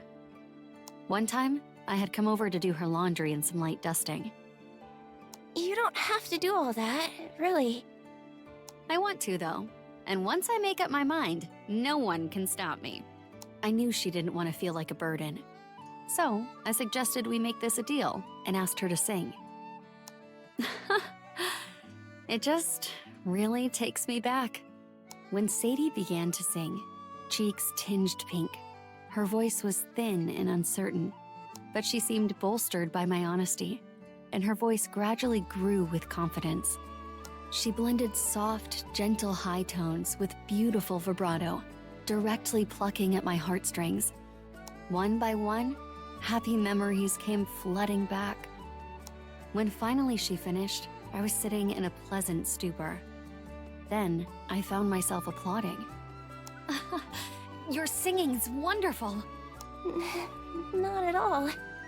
I'm serious. You deserve an audience. Everyone should hear you sing. As I spoke, I couldn't hide my budding distress. I knew it was natural for people to share the things they cherished, to bond over their passions and interests. But I had long since lost that person. It hurt, how her loss still burned so hot. Sensing something amiss, Sadie frowned. I mean, what if you sang in town? It was the first thing to pop into my head. But with her voice, it wasn't a far-fetched suggestion. Of course, Sadie shook her head no. I'm glad you like my voice, but to sing in front of so many people, I would die of embarrassment. Since that day, I visited more and more, and we grew closer in turn.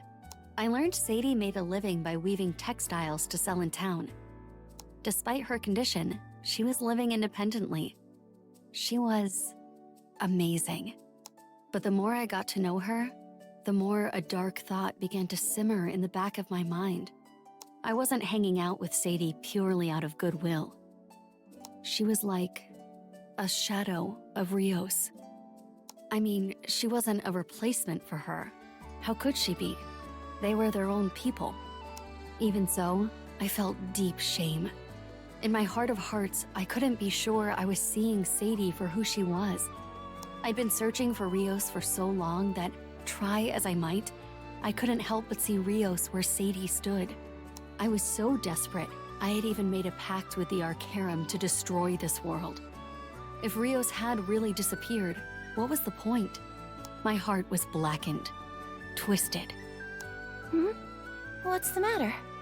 Sadie felt the most subtle shifts in my emotions. Just like Rios. Nothing, I'm fine. Thanks.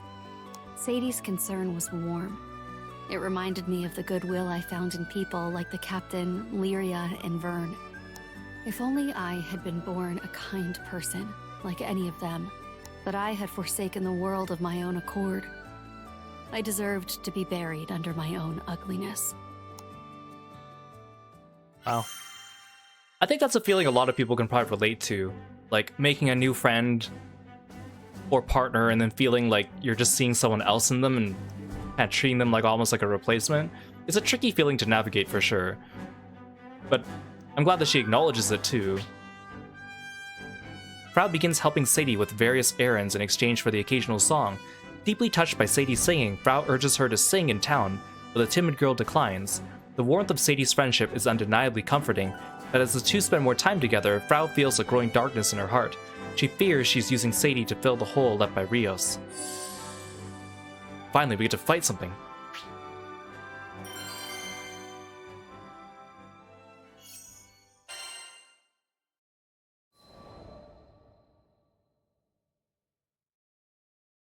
Sadie must have thought our relationship strange, because I couldn't make the final step toward being her real friend.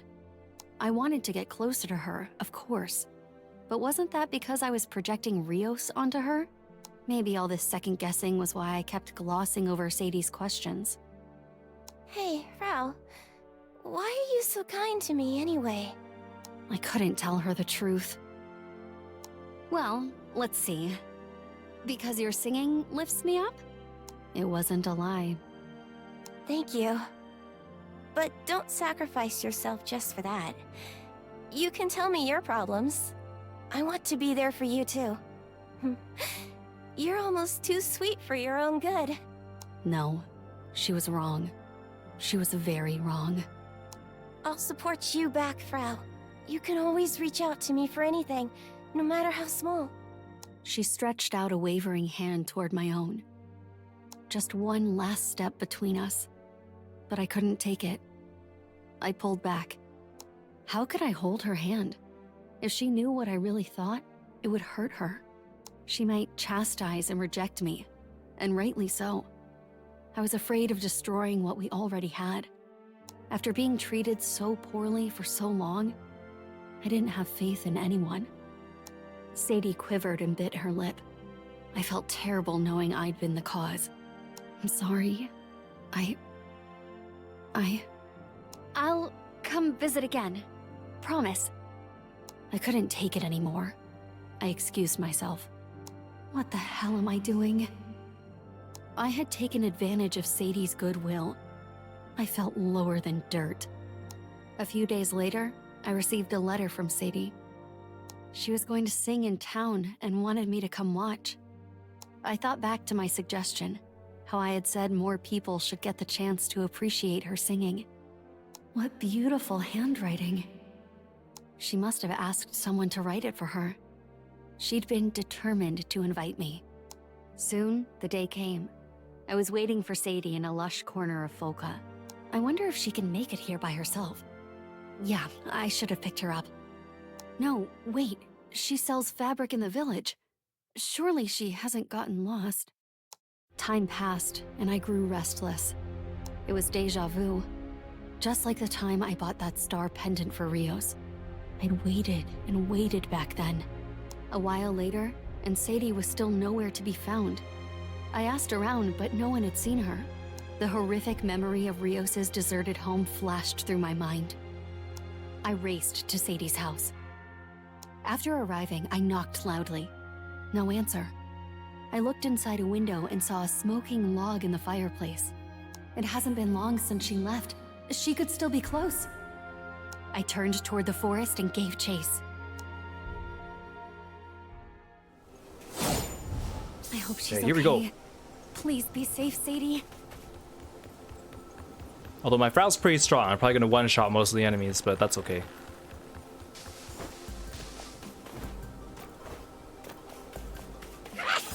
Let's play the Arcara music. It's over when I say goblins. What are they doing here?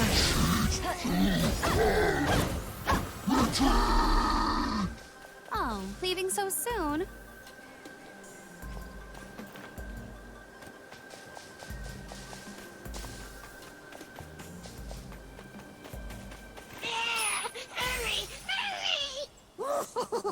We found Song Lady! Get her! No, I won't let them hurt Sadie. Get back here. I forgot that they made the goblins have these funny voices. Those footsteps. Frau! Frau, is that you? I'm here, Sadie. Don't move a muscle. I'll take care of these guys first. We're so sorry. It's Dominus!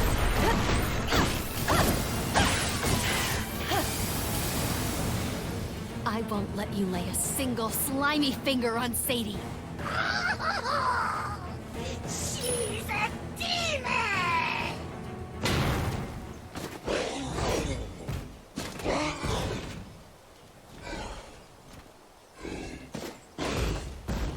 Wanna pick a fight with me?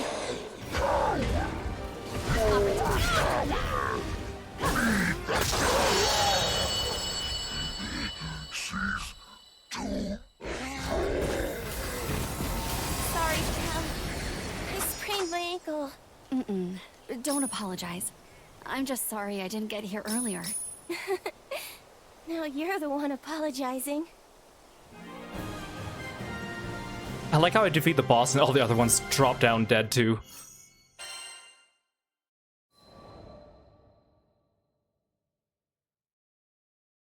With Sadie nestled safely across my back, I hurried through the woods.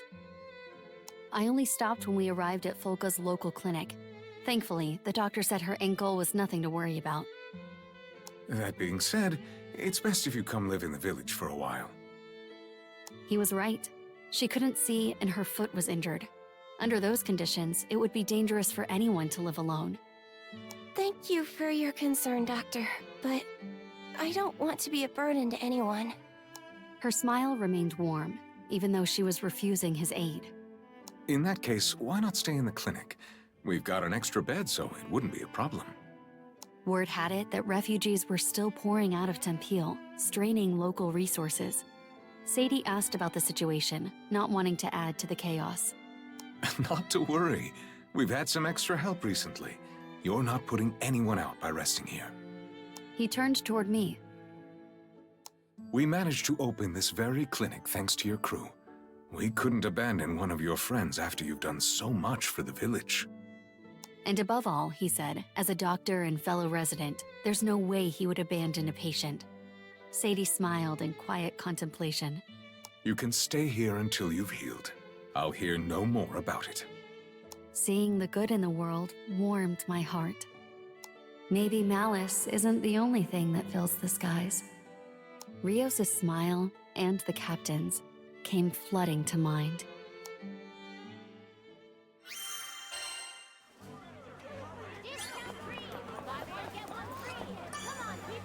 Hello.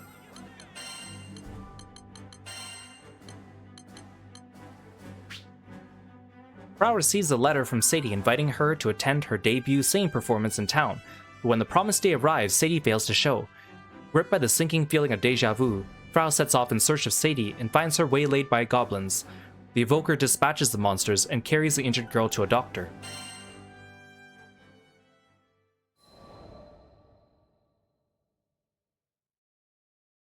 I felt partially to blame for Sadie's injury. Had I never asked her to sing in town, she wouldn't have gotten hurt. Don't blame yourself. The path into town has gotten a bit overgrown, so this kind of thing was bound to happen. Sensing the thoughts beginning to eat at me, she launched a preemptive attack. Besides, I thought if I sang in the village, you would want to spend more time with me. Looks like I was right. Despite everything, Sadie still wanted to get closer to me. I had to come clean, didn't I? I had to tell her how I really felt. My guilt wasn't just about the injury. It was deeper than that. Hey, Sadie. Listen, my best friend's name was Rios. I explained it all. How I was conflating Sadie with Rios. How hard it had been for me to find an honest connection. How my parents had treated me. And how I couldn't interact with other people.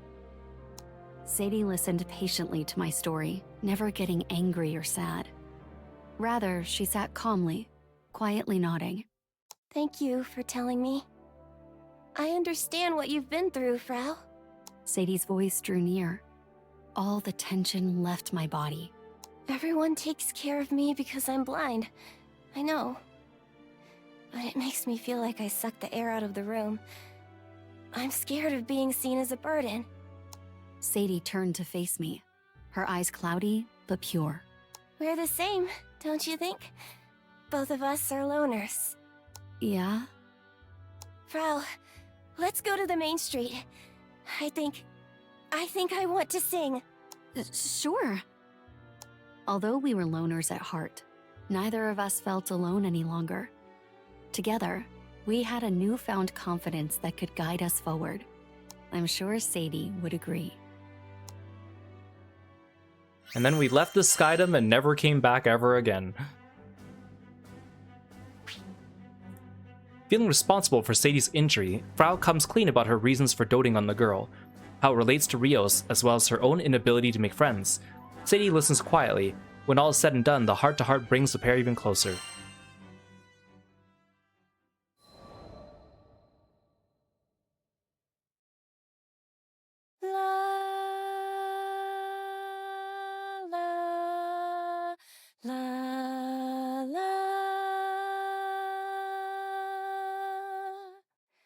Oh, now she's humming the Akaram theme.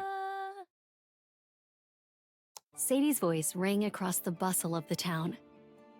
Before long, she finished. Not a single person had stopped to watch. Oh, that's sad. But I applauded her with all the fervor I could muster. She'd attracted no crowd, but I couldn't have been prouder. You're such an amazing singer.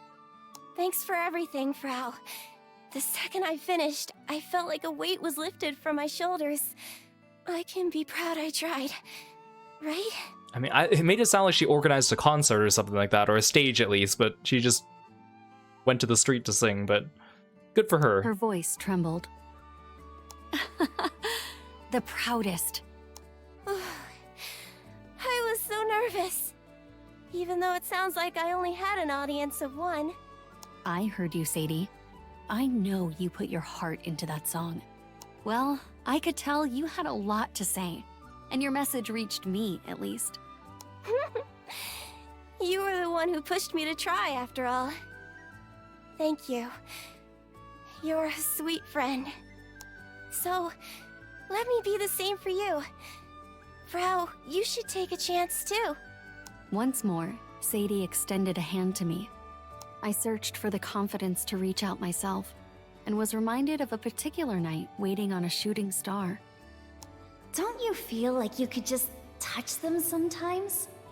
Back then, Rios had been trying to grab the stars for fun, but in the end, she had turned her hand to me. Desperate measures, Frau. Yeah, I know. I had to stop living in the past. There was a dear friend in front of me now, and I desperately needed to take hold of her support. I'll try to believe in people, just a little bit more. For the first time since meeting her, I feel like I saw Sadie's true smile. That's nice. Story that relates to her own past and helps her move forward. Sadie's song rings beautiful and clear through the town, but not a single person stops to listen. Despite the disappointing reception, Sadie takes pride in surmounting her anxiety to sing in public. Inspired by Sadie's courage, Frau banishes the darkness from her heart and takes a firm hold of the outstretched hand offered by her new friend.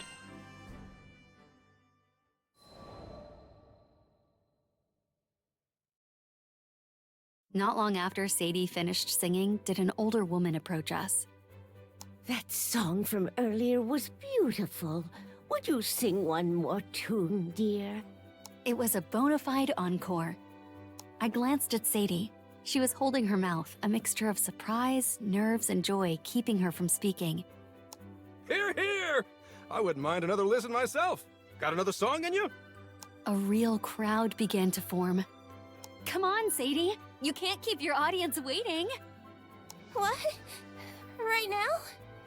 Sadie placed her hands on her chest and slowly took a deep breath. Then, a sonorous melody danced across the street, stopping curious passers-by in their tracks and stirring their hearts. Soon, we were surrounded by a captive audience. Brava! That was amazing! I think I'm tearing up. Oh, dear heavens!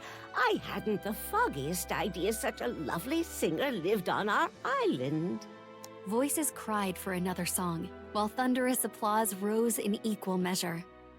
After Sadie's performance, I thought back to my promise to her, that I would try to believe in people more. The first thing that came to mind was all the faces of my crewmates.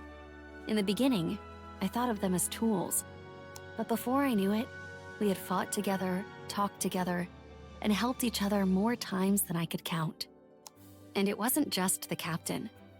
There were crewmates that I trusted with my life, even though we'd never spoken. Others I'd only seen at mealtime. And even a few who I think are secretly monitoring me. Well, I would just have to start putting in the effort, wouldn't I? It would be fine if they never fully trusted me. Those shooting stars never came either. But still, I would reach out. Even if my words didn't reach anyone, I would still call out. After all, I love all of these people who have found their way into my life. I think that's a good lesson to be had. The idea of, feeling lonely, but also wanting other people to reach out to you, but sometimes you gotta be the one that needs the courage to reach out first. Lanex, welcome to the stream, thanks for stopping by.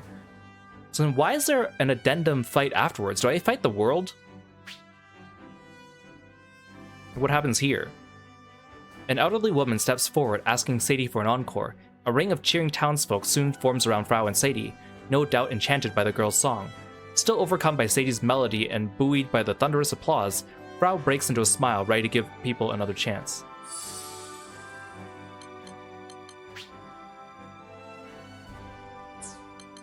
Well, now that I have extra slots for her, I could also equip some supplementary damage. Maybe some Spartan Echo too. I don't know what we're fighting, so... Because like some of the Fate episodes have like actual bosses, and then some of them are like chumps.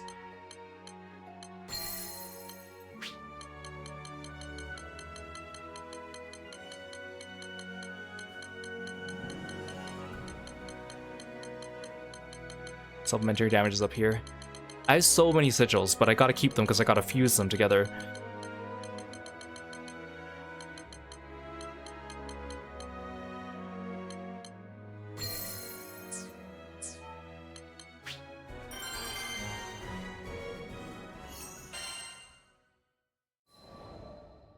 think I am fighting the world.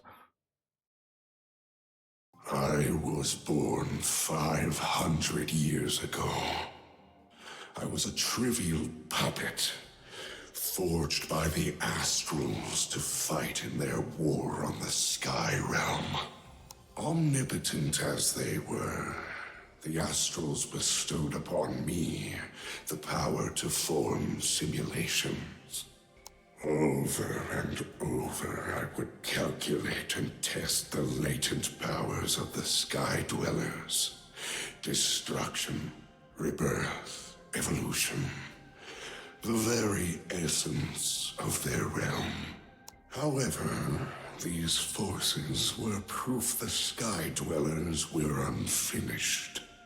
The very opposite of the perfect Astrals. Despite their perfection, those very Astrals could not predict the development of my ego. I was a being created to be manipulated and controlled. To escape this fate, I had no choice but to develop a mind. I thought to cast down my fetters, rebel against my gods, and forge the world anew. It was too lofty a goal for a single primal beast, too large a plan for such a nascent creature. Thus, I visited the scarred war fields and gathered the cores of my fallen brethren. I refashioned them into the Arcarum, allies formed by my will. I focused them onto one goal: kill the Omnipotent, to make way for a new world. And they flawlessly executed stage 1 of our mission. Find pact-bearers to draw power and sustenance. In exchange for their allegiance, these pact-bearers were promised a life in the new world. They would evoke our will, and thus became known as the Evokers, a title befitting those we welcomed into our fold. The Evoker and Arcarum primal pairs, 10 in all, worked in tandem to gather the requisite data. Plans were progressing smoothly, until an unforeseen obstacle appeared. Some of my allies began to foster goals of their own.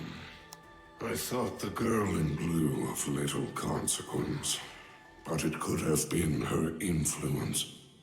Or perhaps this was the inevitable conclusion of our trials. In either case, should the Arcarum betray me, the damage would be great.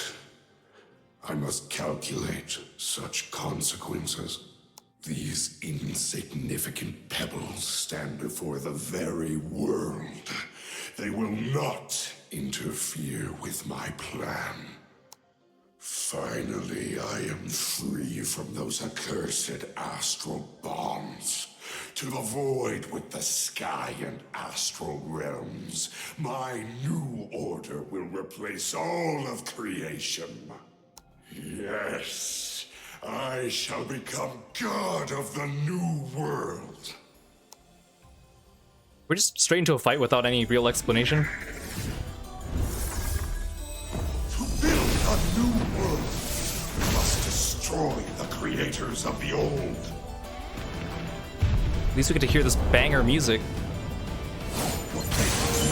to simulate the threat level of the Evoker.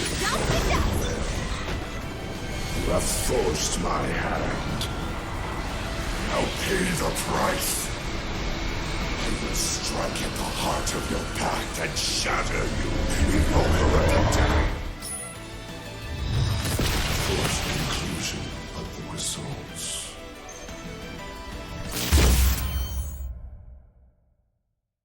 Was I supposed to do something? Oh. This was inconclusive. Further study is required. Treachery and chaos will fill these skies. Not gonna happen. You think yourself clever? You think yourself my equal? No matter how you squirm, you will never defeat me. You are powerless. Oh, I have allies. Like you're as clueless as ever. If something's gotta teach you, it might as well be my foot to your face. Here, illuminate potion. Burn. This crew always comes through for me.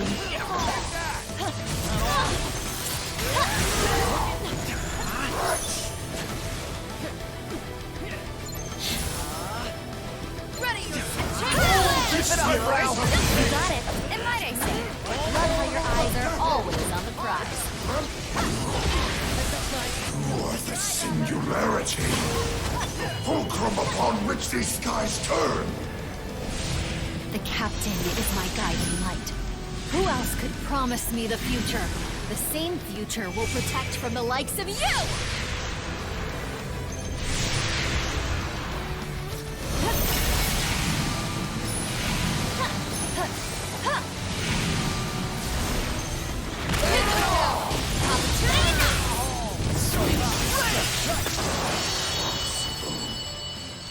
Only I may pull the strings of fate. I forgot how fun this boss fight actually is. I should redo it It had soon. to happen this way. I wanted it to. Rejoice. You have grasped your heart's desire, your very destiny.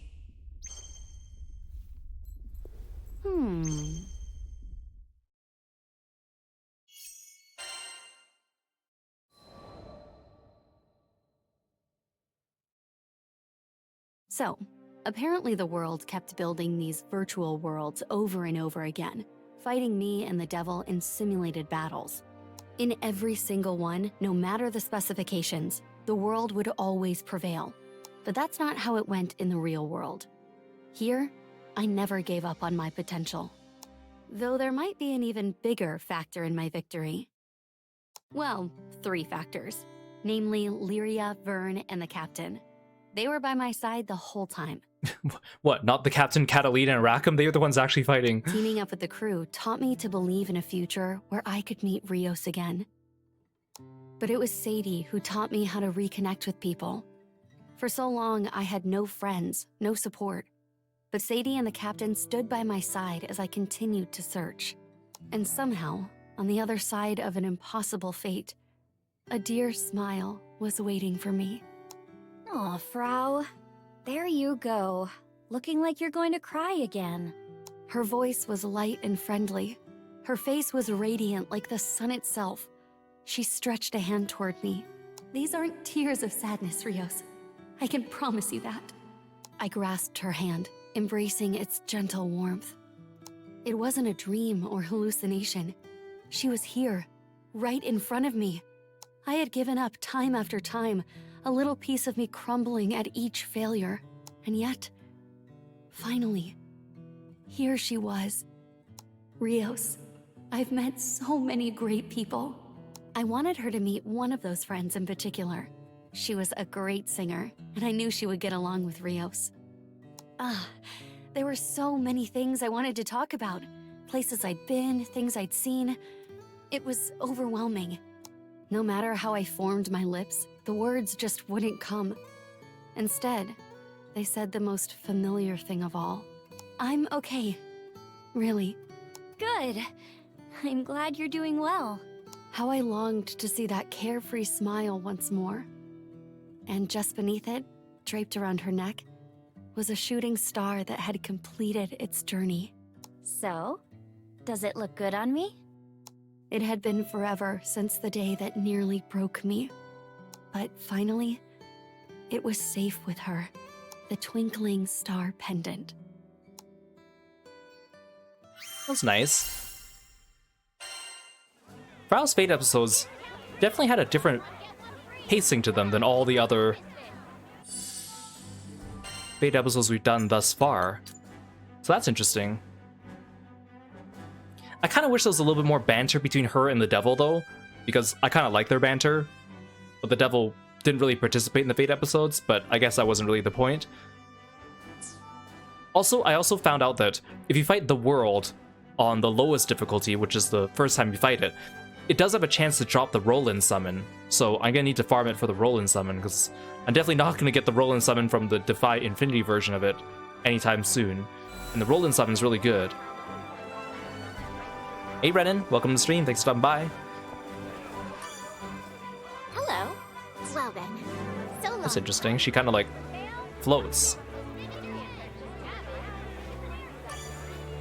Good day. So Fadiel's Fate episodes, it doesn't say that she gets new sigils or stats. I noticed when I was gearing her up, she actually has all her sigil slots already, which is interesting. I wonder if she's gonna have an addendum too. Oh, hers starts with an epilogue and goes backwards. That's interesting. Okay, good, I like that, because things are getting a little bit stale, so it's kind of nice to see things different. Fediel, a being of unimaginable might who serves as the black of the 6 dragons. She has existed since the time of creation as a wedge, a natural law of the world that influences the skies in its entirety. Curious about dyads, couples who form to pass on the torch to future generations, she adopts a mortal form to further her studies. Epilogue.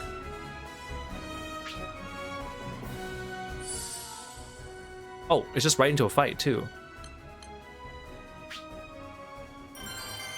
I equipped the recommended skills for her that I found online, because her fighting style doesn't really jive with me, so I guess we'll see.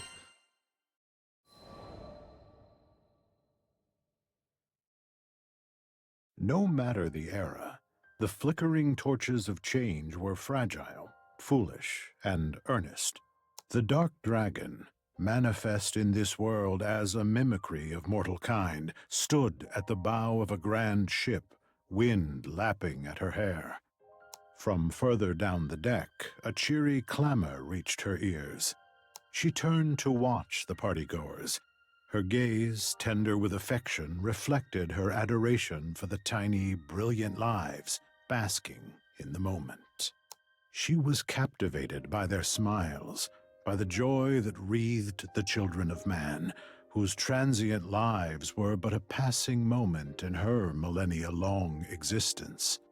One such of these lives, the singularity of this causality, caught Fediel's gaze before approaching the dragon. Still riding high from the feast, the singularity innocuously asked for her true identity. So, you wish to know about me, Singularity? I am the Wedge of Darkness. But I suppose these words are a pale representation of my true essence. The mortal, brows furrowed, could only nod in response. The other attendees, from mundane sky dwellers to ancient primals, noticed the quiet exchange and began to gather around the pair. We, the Wedges, are the pressure which sustains and balances the world. But do not think that our only duty. Perhaps our very existence is proof that the axiom of our provenance has been fulfilled. She pondered for a moment, then gave voice to the prayer that had been engraved deep into her core. The blue skies, which stretch infinite, deliver, cradle, power, carry with the motherland. More than one head cocked to the side as the audience tried in vain to parse her words, but they could not understand. They lacked the requisite knowledge. The dragon, despite struggling to express herself through the tongue of mortals, decided to press on, and so she began to recount the history of the world. I remember the course traversed by this realm. Of the countless potential paths of causality, the skies have chosen the route that led us to this very place, at this very moment. Woven by the threads of infinite possibility, such was the tapestry of destiny. But her contact with the singularity had added new colors to the loom. The future was yet fated to change. Now, let us witness your true nature, Singularity, as you guide evolution toward its fated course. Raising a hand aloft, she silently pointed a black claw toward the horizon. It was a signal. A new trial had begun for the child of destiny. If you wish to learn the truth of this world, thought the dragon, then weather its pains.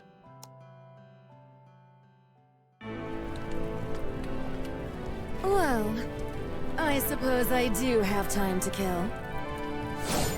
Bonbon was a treacherous land of free-flowing lava, and the designated place of the Dark Dragon's trial. Okay, let's see what we're up to. Yes, this shall make an excellent place to stretch my body. Darkness descends. Scared of the dark. Beat him down. This will prove helpful. The volcano rumbled, the lava rose. The foothold would soon be consumed. Carry on ahead, Singularity. I will deal with this. Got it. Let's play.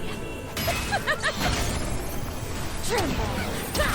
The fact that lava attacks either end with claws or stomping is kind of funny. Soul Breaker.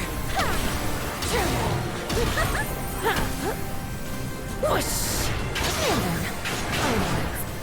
I must see how the Singularity fares. It's interesting that I can't just initiate the claws, though. The claws only come as a follow-up to certain skills.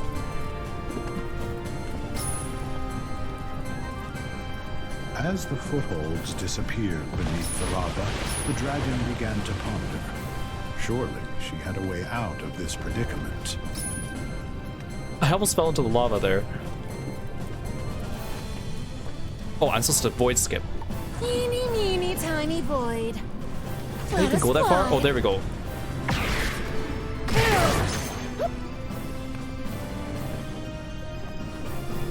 Kind of forgot that she had that ability. That's how you're supposed to avoid a lot of enemy attacks with her. But it takes time to charge up. The Singularity was engaged in a raging battle with fire spirits. The Dark Dragon needed to make haste, or she would miss out on all the fun. I must take care of these falling embers.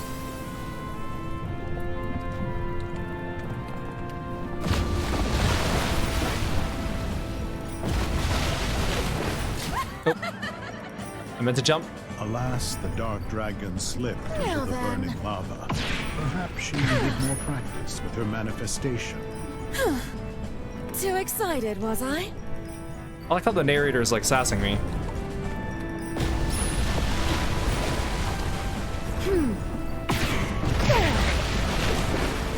This is an interesting map that forces me to use the traversal. Now then. What? It was clearly on the rock. The Dark Dragon leaped into the sea of lava. Clearly, she required more time to familiarize herself with her body. Meeny, meeny, tiny void. How fare you, Singularity? Okay? Never better. You're weaker now.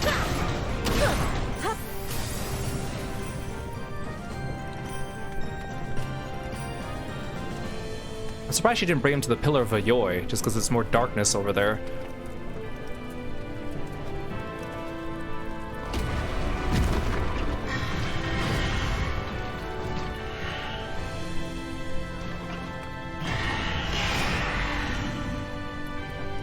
The Dark Dragon and the Singularity stood before the ancient guardian and trophy of the trial.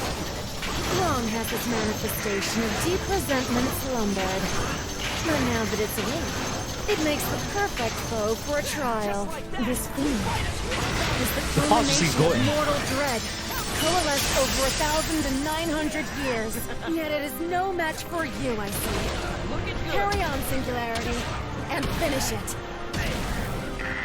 We did it!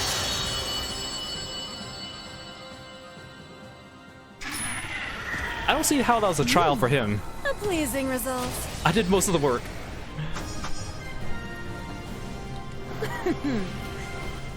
Give me your praise.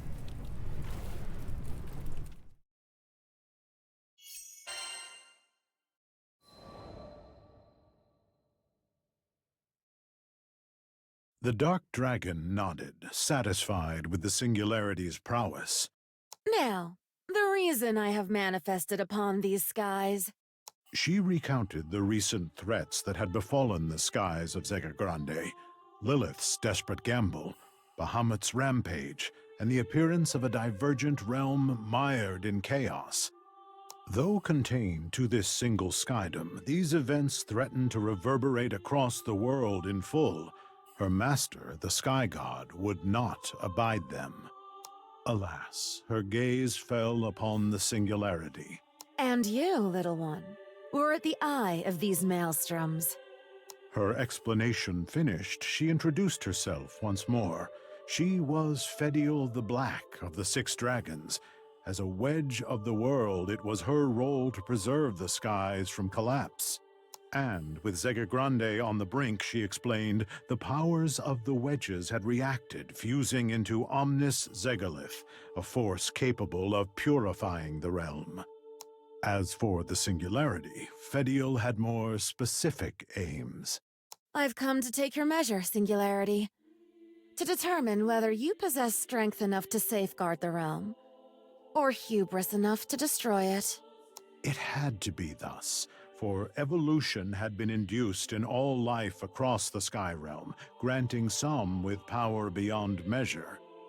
Among them, the singularity had shown the greatest growth, perhaps even one day standing at the edge of the boundary. The singularity was a mere mortal, but a mortal whose choices held the potential to transform the very fabric of the realm. Of course, I felt your threads pulling at the tapestry. Thus have I deemed you learn certain truths. To an audience listening with bated breath, the air palpably tense, she began to recount the origins of the world. So, do these episodes also happen in reverse chronological order? I'm guessing they must have written them in a way that still makes sense. Oh, they unlocked like all of them. Need something? I bet the reason why she doesn't get new sigil slots from these is because it might be gated by the final boss, which means that they wouldn't want to gate her from being useful. But it says this one you get from clearing side quest Trial of White and Black, though, so that's like right after you recruit her. So the fact they mentioned Omnis Zegalith here. So the question is, do I do these in reverse order? Oh yeah, see, these ones all require you to finish the epilogue. Oh no, it's just this epilogue, not the whole game's epilogue. Wait, it says they're all complete as well, that's interesting. But the prologue's still locked up. I feel like I should still work on them from top to bottom, even though they're numbered reversely. It's just interesting how they all say they're complete as well. Wedges are the pressures that preserve the world's form. Fediel is one such wedge, and standing before her is a mortal, the Singularity, who struggles to comprehend the meaning of the wedge's existence and prayer. To gauge if the Singularity is worthy of knowing the world's history, she issues a trial, which the young Skyfarer overcomes. Okay, so this description matches what we just did, so I think we're doing them in the right order. Why are they confusing me like this? I mean, it's interesting, but... I have long lost count of the days and nights that have circled these skies. But I recall the weight of each and every life given birth. The flesh granted to Sky Dwellers was brittle, fleeting. Death walked hand in hand with life, and it was the destiny of all to one day meet their end. These ends were her domain, and she had faithfully stood watch over them all. However, as one so long-lived, she felt lesser beings had scarcely learned to breathe when last they exhaled. With each life extinguished, a new blaze would spark into being as nature dictated. But for the lives that burned brightest, their hopes, dreams, and emotions would return to the skies, gathering at the wedges themselves. Mortals, with their command of language, proffered the most vivid wishes. Their influence doubtlessly caused the surviving wedges to manifest in forms strongly resembling Sky Dwellers. Ever have we witnessed your mortal passions? Courage, love, wrath, innocence, arrogance, fear. Amid the countless mortal drives, the one that plucked at the Dark Dragon's heartstrings the most was curiosity. There is no greater joy than the moment the unknown becomes known. This pleasure was not originally part of my purview, but once I awoke and formed this manifestation, finally I could taste the complexities of the mortal heart. The Dark Dragon was certain that the Singularity's awakening had stirred the skies. First, the Dragon of Judgment roared. Then the Wedges awoke, manifesting draconic forms to administer the Singularity their trials. They soon learned they could not understand the children of man through the crossing of fang and blade alone, and thus took mortal forms. See, I could see if you don't play the mobile game, you could mistakenly think that the dragons we fight in this game are the 6 dragons, but they're not. Those are just generic dragons. Yes, it's much faster to sate one's curiosity with an exchange of words. She flashed her audience a guileless grin.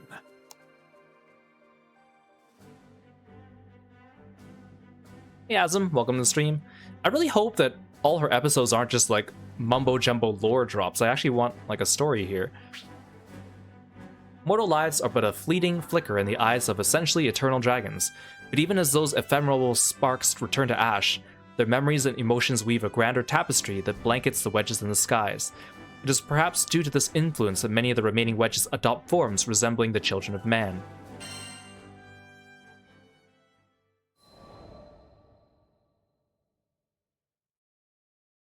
The hour of change had come, thunderous and shattering, when the 6 dragons came to know courage. The true dragon Lindworm, in a sky unmarked and unknown, had awoken with a resounding roar. Its body formed from the fabric of the skies, and its scales a reflection of everlasting resplendence, Lindworm was the nearest existence to the 6 dragons.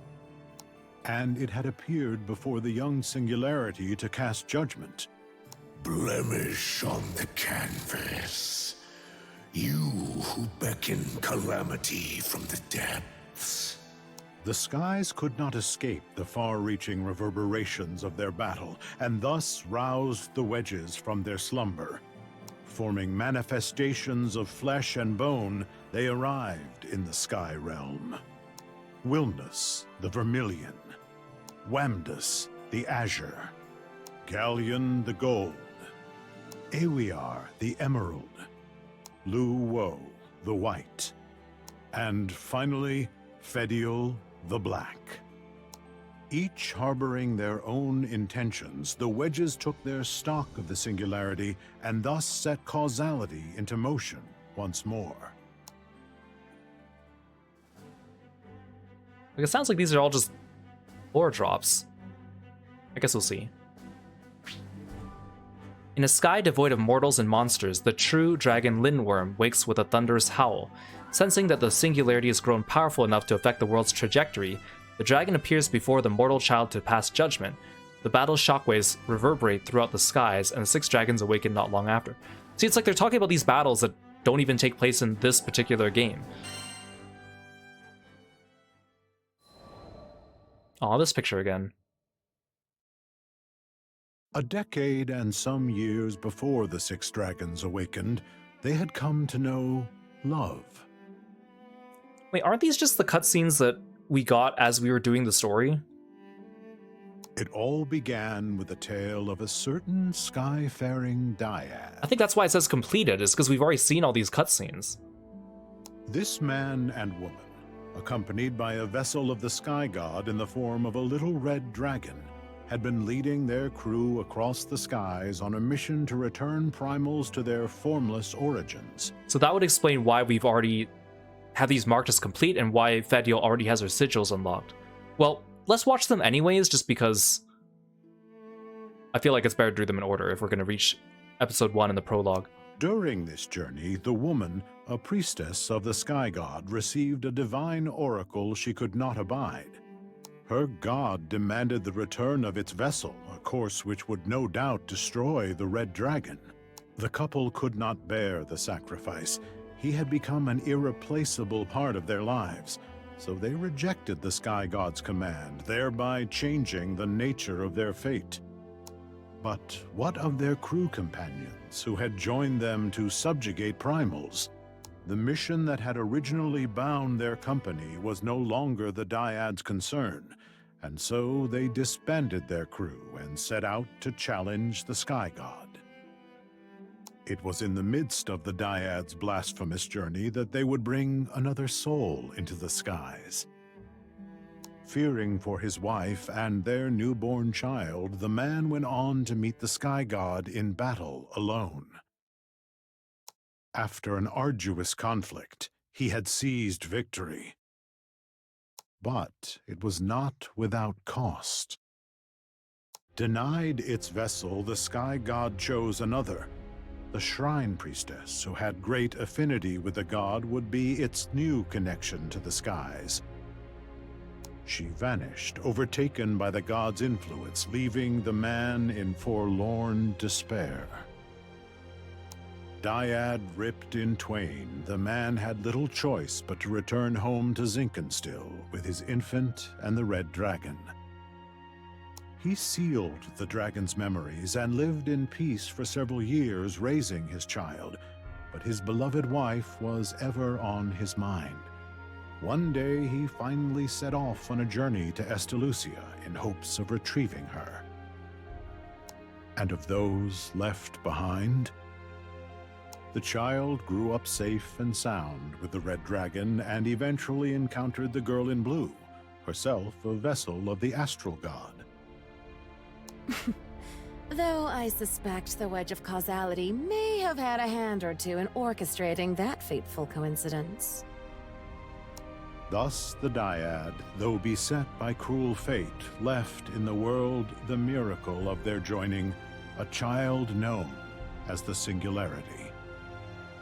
In some sense, this Dyad was no different than any other. By these unions did all lesser beings pass the torch, but the Black Dragon, whose role was to ever gaze upon the ends of things, saw the miracle of persistence in every such joining. Hey Supreme and Q Bunny, welcome to the stream. Thanks for stopping by. So the interesting thing is, if Fediel's Fate episodes are all just lore drops that have really nothing to do with her specifically, I know they said that they want to make more DLC for this game, which includes mostly costumes and skins and probably extra battles, and they're currently not really looking to making more characters because characters take a long time to develop. But let's say if they do add more characters to this game, they probably want to add another one of the 6 dragons, or at least another evoker, I would think. But if they add another 6th dragon, how would they do that dragon's Fate episodes? Would it just be like a copy and paste of Fediel's, or would they get actual Fate episodes?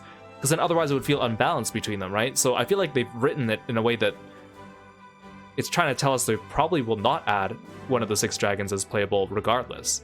I mean, I don't know, but... Years before Fediel's awakening, a sky-faring Dyad led a mission to restore primal beasts to their original states. During their journey, the Sky God demanded the sacrifice of their Red Dragon companion.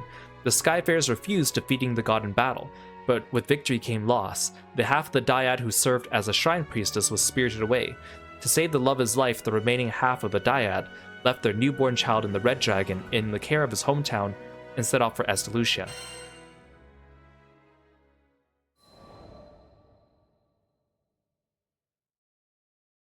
"500 years before the 6 dragons awakened, they had come to know wrath. It happened while the skies were still under the dominion of the Astrals. After 1,500 years of oppression, the flames of fury were sparked, eventually growing into the inferno of war. With the power of creation granted to them by their god, the Astrals manufactured weapons known as primal beasts. Their might was overwhelming. Astrals and Sky Dwellers alike believed the war would end in crushing subjugation. But miracles came to the Sky Dwellers. Warriors of unprecedented skill took to the field. Primal beasts switched allegiances, joining the mortals in rebellion. The revenant weapons were forged, each with enough might to reverse the tides of war.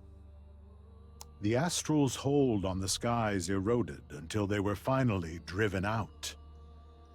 Well, there were plenty of reasons for their defeat.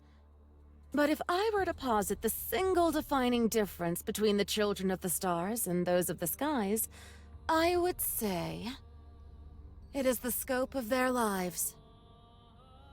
Astrals were so long-lived, eternity was not a dream, it was a given. On the surface, they seemed to be a perfected life form. Death was always kept at a distant bay. Without the fear of finality, they stagnated. Sky Dwellers, on the other hand, were no strangers to death. With knowledge of an inevitable end, they lived each day to the fullest. That was how, over generations, they harnessed the resplendent power of evolution. You know, at the time that we were going through the main story, all these fragmented lore drops felt out of place, but now that I see that they were meant to be formatted like the Fate episodes, which are, you know, the white text on the background, that makes a lot more sense to me now. 500 years before Fediel's awakening, the conflict that would become known as the War raged between Sky Dwellers and Astrals. All presumed the superior Astrals would claim a decisive victory, but the disadvantaged Sky Dwellers were blessed with miracle upon miracle, allowing them to finally expel the Astrals from the Sky Realm.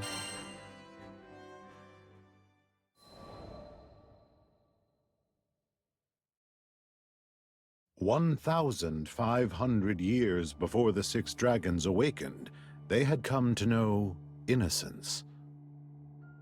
In the far distant past, when the Omnipotent had been rent in twain, one of its two halves escaped into the Sea of Stars. This half would become known as the Astral God, and it held a terrible desire. It yearned to be reunited with its other half, the Sky God, to consume its power and return to its rightful form.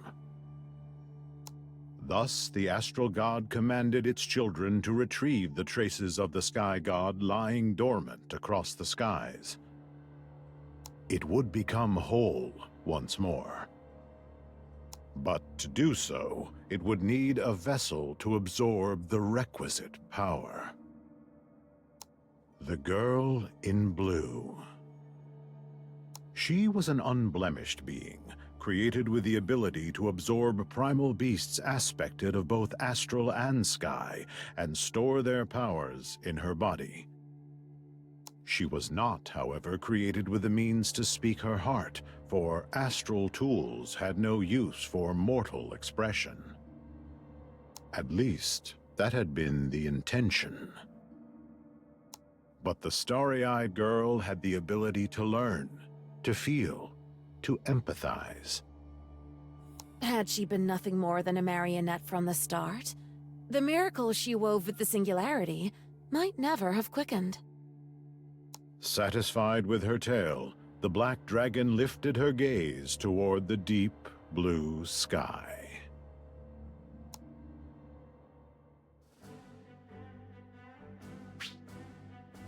"1,500 years before Fediel's awakening, the Astral God, the half of the Omnipotent that fled to the stars, vowed to seize the Sky God's power in a bid to reclaim its original form. It required a vessel to store the sky's power, and so the girl in blue was created.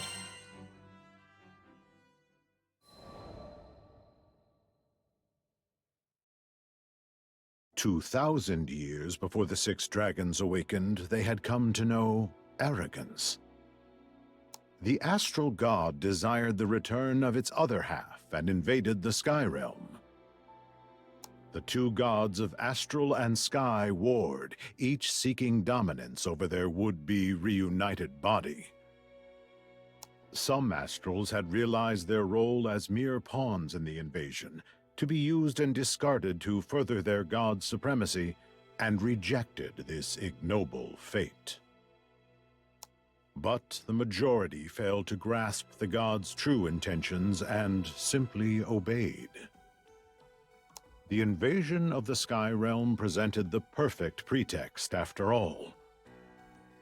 The base, inferior creatures of the sky needed masters, and who better to lead them Such hubris was rife among the Astrals, but it served to unify their people toward the common goal of subjugating the skies.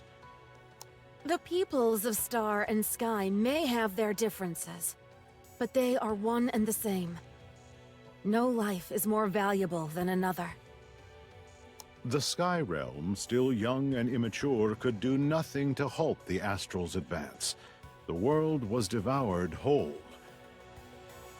In the wake of their conquest, the Astrals formed the Grim Basin to divide the skies and herd the Sky Dwellers. Thus, the era of Astral Dominion had begun. Their rule would continue for 1,500 years.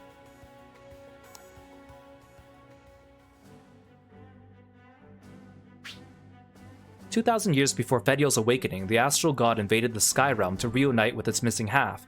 Caught off guard by the astral forces, the skies were summarily conquered.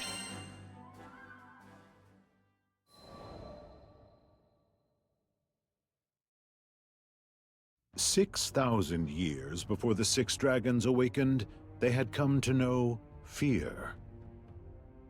The omnipotent Bahamut struck terror into the hearts of ancient Sky Dwellers. It was a massive, incomprehensible beast, and it was their god. But mortals felt more than awe. These few raised their voices in rebellion, as they believed the god's downfall would lead to a golden age. Soon they engaged the deity in bloody battles, and the Omnipotent was split into two at the hands of its very children. One half became the master of destruction and rebirth, and vanished into the skies. The other became the master of creation, and ascended to the Sea of Stars.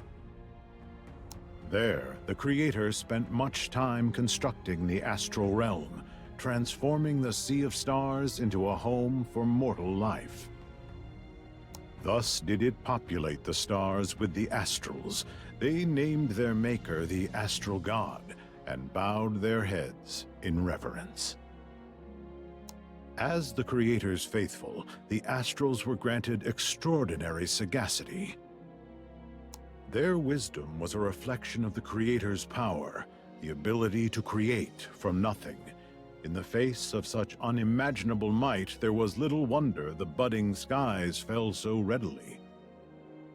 But, by the same coin, the Astrals were not granted the desire for growth necessary to incite evolution. They had no need for it under their perfect, indomitable blessing. The Omnipotent had once been torn asunder by mortal hands. Perhaps the half that ascended to the stars still feared the insatiable desire lurking in their hearts. Hey Akari, welcome to the stream. Thanks for stopping by. 6,000 years before Fediel's awakening, a faction of ancient sky dwellers had come to fear their god, the Omnipotent. The children of man turned their blades against the divine dragon, and the stricken being was rent in twain. One half became Bahamut, master of destruction and rebirth, who vanished into the blue skies. One half became Bahamut, master of creation, who ascended into the Sea of Stars. So again, the problem with Granblue lore too is that there's multiple Bahamuts, more than two, and they all just called Bahamut. It's like needlessly confusing, like Kingdom Hearts style.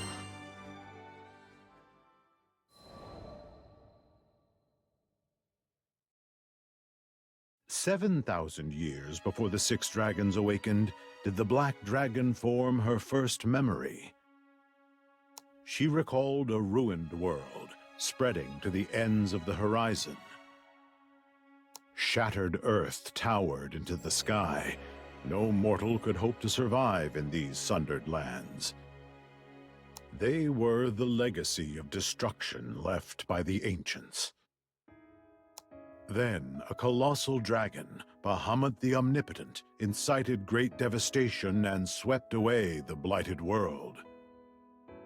It gathered the few shattered fragments of the world that had remained free from contamination and cast them into the sky, where they became as floating islands. Thus the Sky Realm came to be, and so too did the wedges that formed its laws. They functioned as pressure that bore down on the world, shaping it. This was the true purpose of dragons. Vermilion, azure, gold, and emerald formed the foundations of the primary elements. White and black too came into being, as well as causality, void, orbit, wave, and more. Though many were lost to time, a multitude of dragons had existed in antiquity. I, the black and wedge of darkness, govern the end of all things and the peace that comes with demise. I have seen the final flicker of many a god-given flame, as many as doubt the skies. And as those flames rose, so too their lifetimes of emotions convalesce before the wedges, spark by life-laden spark. Living mortals, tiny, fleeting embers though they were, found dyads and began to evolve. These couplings helped them resist the inevitable end, to weave the stories of their lives and proof they had once existed, to refine their existence into a rich tapestry linking to the next generation. This was their swan song, their opus.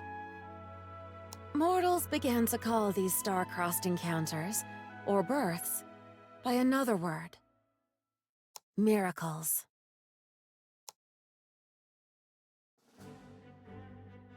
Okay, so this one we haven't done. 7,000 years before Fediel's awakening, the world laid in ruins. It was around this time that Bahamut, a colossal dragon known as the Omnipotent, delivered untold destruction to cleanse the contaminated world, and it cast what little untainted land remained into the skies. This is how the Sky Realm and its floating islands came to be.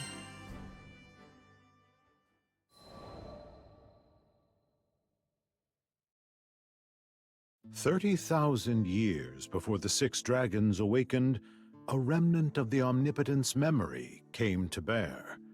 You see, the deepest parts of the Omnipotent's core house the records of mortals from days long past. Were the fragmented data pieced together, they would paint a world in crimson chaos. They would show silhouettes of survivors framed against a far-flung horizon. Survivors who, against ever-crushing despair, bravely carried on, with only the technology of civilizations broken to cling for hope. In the distant night sky, those who had long fled the world's destruction flourished in their own silver civilization. Pale Moon and Red World engaged in a fierce technological arms race until both had attained the ability to mass-produce lifeless, autonomous marionettes. As hostilities mounted, those who had fled into the night invaded the world they once abandoned with a single wish: to return to their homeland. 13 automagods, the fusions of mortal soul and lunar technology, led the advance. Despite this advantage, neither side gained ground over the other. The heavens burned, the lands ruptured, and destruction reigned until nothing was left. Nothing but piles of corpses. Struggling under mounting casualties, the invaders abandoned their assault and fled back to the Silver City. In the end, they had lost most of their knowledge and resources. No choice remained to them but to accept the fall of their people and civilization, and so they surrendered themselves to a deep sleep. 23,000 years passed.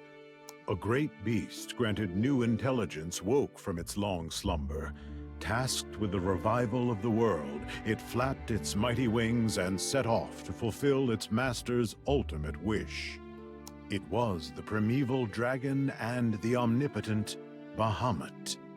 Into its core, the ancients of the night sky, just before slipping into dormancy, engraved a single ardent desire. It was the axiom of provenance, the wish that had birthed everything.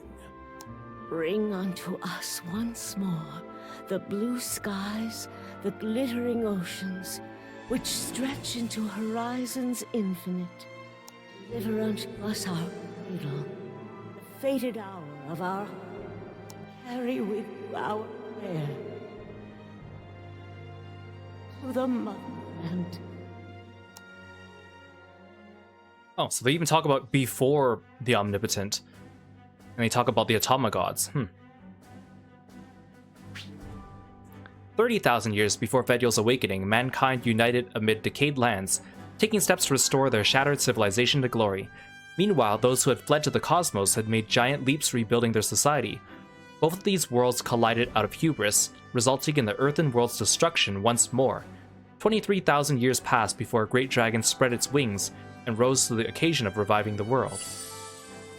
Oh, I'm playing as Kiro. I thought I was playing as Fediel. I don't remember what skills I put on him. Oh, he only has Reg and Leave. Okay, well. I mean, normally I would have him do some healing attacks, but I'm going solo.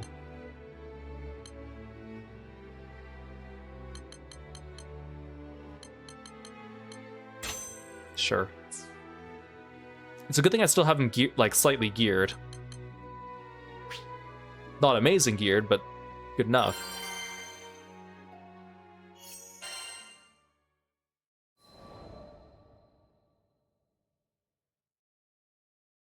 "70,000 years before the six dragons awakened, in what is now a distant memory, there was the land of Genesis. In this ancient world, there were no islands floating among the clouds. Instead, a clear blue sky stretched on forever. A great ocean nurtured the beginnings of life. A bountiful land shone a radiant gold, and deep forests flourished with verdure. Some of its denizens bore fangs, some grew tails, and others yet slithered with their bellies on the earth. The world was abundant with life coexisting. Mortal civilization developed exponentially with its burgeoning wisdom. They defeated hunger and disease, vanquished nature's wrath, and eventually even forgot the suffering of war. But this idyllic world would not last. The population swelled out of proportion, eventually consuming all world matter, the source of mortal souls in the process. In world matter's absence, strange beasts began to appear. These abominations, as mortals began calling them, had but a singular impulse to destroy, and soon sea, field, and forest alike were awash in red. Many and more were consumed by the calamity, transforming one after another into these grotesque creatures. In the end, only a scant few of the ancient peoples remained.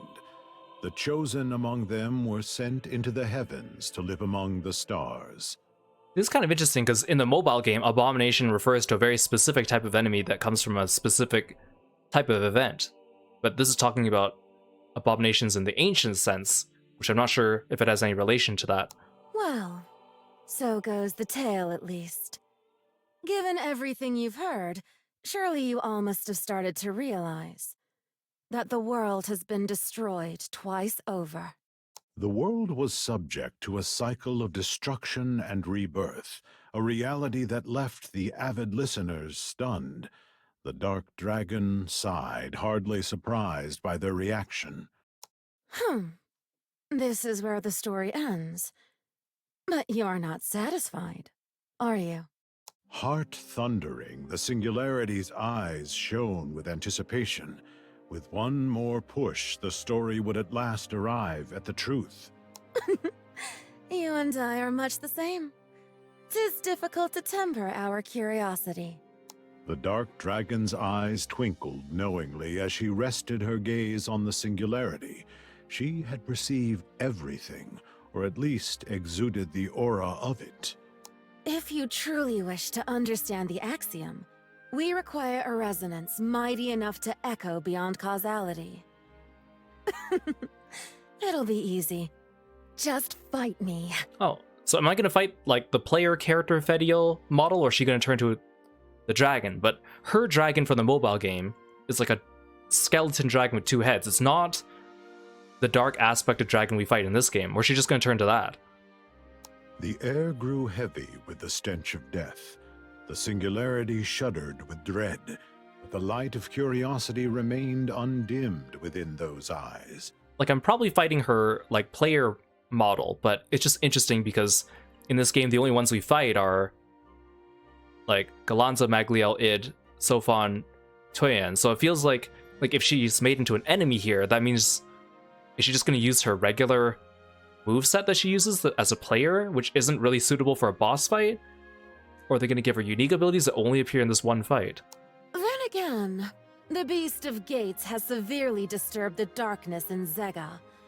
Your Supreme Primarch is working to correct the fluctuations, but we'd best not disturb the balance any further. Given Zega's current state, should the Dark Dragon take her true form, the impact would be immeasurable. Oh, okay, so now they cop out of it and say, okay, but we're actually not fighting her. She pondered, trying to think of a way to avoid unleashing destruction upon the harried skydom, when she finally hit upon a clever plan. Ah, you recall the black worm you defeated before, yes? I shall take its form, for it is my own failed possibility. And this way, I may draw on my true power. Okay, so this is how we get out of making Fediel's actual dragon form into a model in this game, and instead we'll just reuse the Dark Dragon or the Black Worm model. The singularity looked to the concerned Lyria and Vern, then to the other crew members before nodding. The Dark Dragon's challenge had been accepted. Feels like a little bit of a cop-out, but I understand why. Finally, it was time to grasp the truth slumbering in millennia of destruction. It's just funny that they have to find a lore reason for that to work that way. The singularity would need to bear power, determination, and the weight of all mortal hopes if they were to survive the oncoming trial.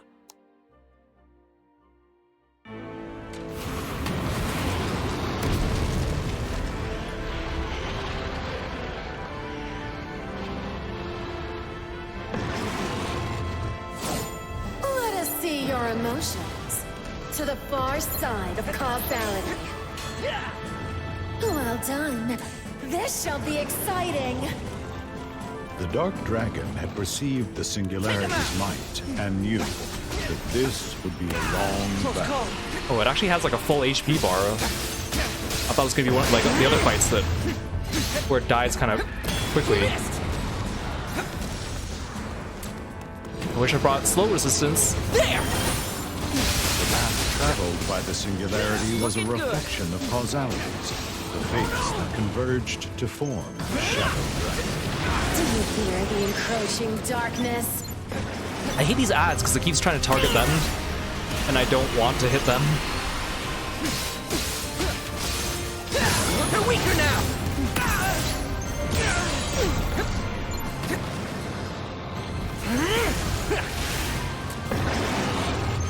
Okay, but this is still very doable. Again, it's lucky I have Gran with a semi-decent build, even though I'm not really using him.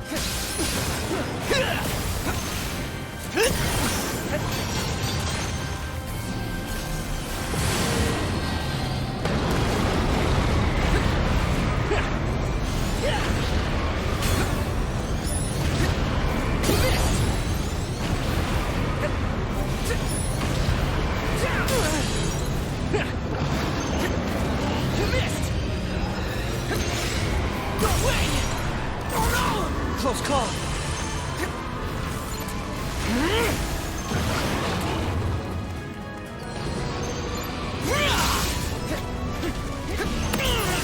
It's so slow with just Gran.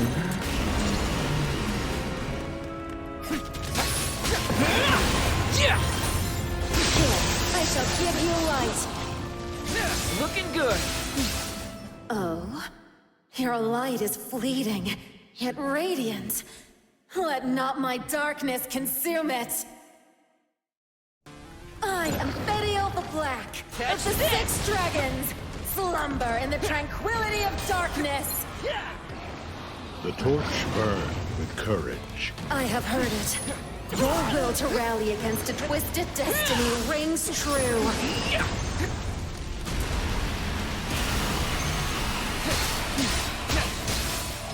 Looking good. Just like that. Born of a fated dyad, full of enigmatic potential. Hold steady. You are quite the interesting mortal. I kind of hate how with innocence. The present only exists because of your encounter with the girl in blue.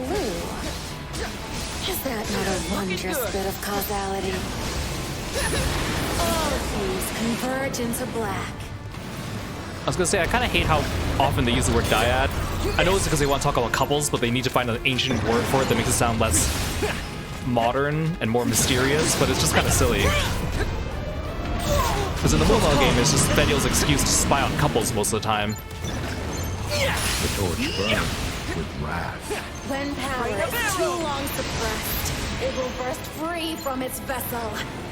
Behold! The torch burned with arrogance. As one of the 6 dragons, perhaps it's time I unleashed my true strength.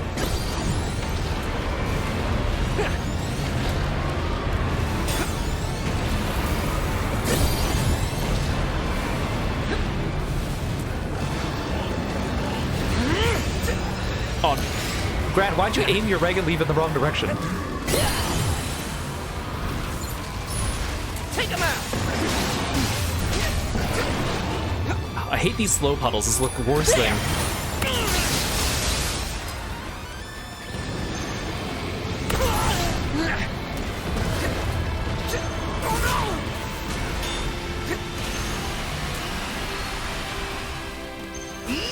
You know, I know Grant's supposed to be like the cookie cutter main character, and he has a lot of skills because you can build him any way to help support your party. But his like moveset is really boring looking. For the singularity who's supposed to save the world and the hero that everyone admires, it's kind of silly. Torch burned with fear. Fear safeguards the flesh, yes. But do not give in to base cowardice. I shall be buried in the solitude of darkness. Let's finish this. Covered in my darkness. Now's our chance. Yet still Let's untainted. finish this. Tempest Blade. Such radiance.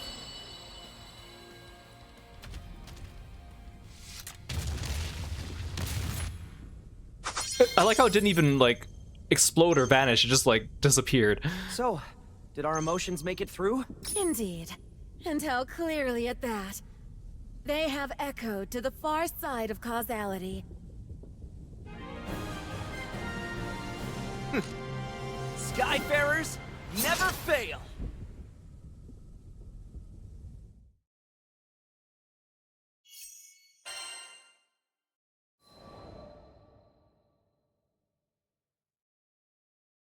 At the end of their sky-rending battle, the Singularity faced the Dark Dragon with unclouded resolve and waited. You now have them. The knowledge of the history upon which the world is built, and the enlightenment to perceive the axiom of provenance which created these skies. The axiom was a prayer, uttered by the ancients who fled the second crumbling of the world, who took shelter inside a silver city shrouded by night, who looked to the omnipotent Bahamut, and thus spake. Bring unto us once more the blue skies, the glittering oceans, which stretch into horizons infinite. Deliver unto us our cradle, and the fated hour of our homecoming. Carry with you our prayer, dear child, as you return to the motherland. And so did their god of Genesis diligently usher in the world, never once forgetting the parting wish of an age long past.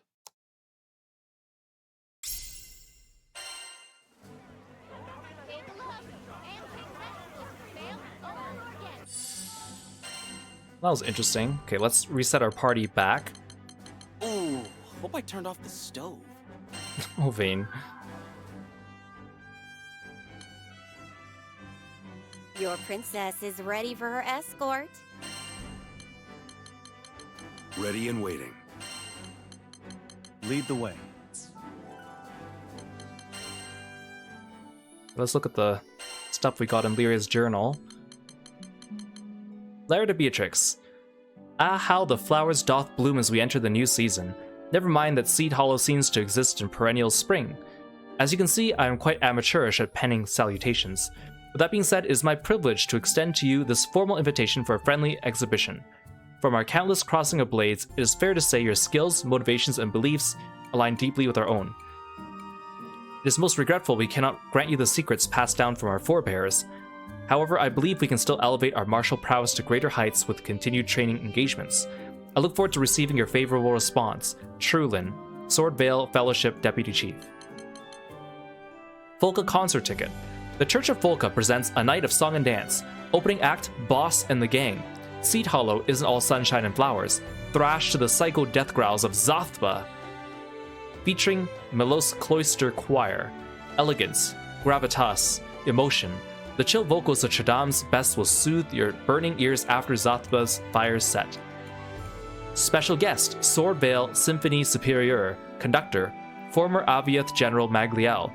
Epic melodies expertly played on floating instruments. There's one performance you have to hear and see to believe. Debut singer, free-spirited songstress Sadie. Wait, wasn't her name spelled with a T and not a D?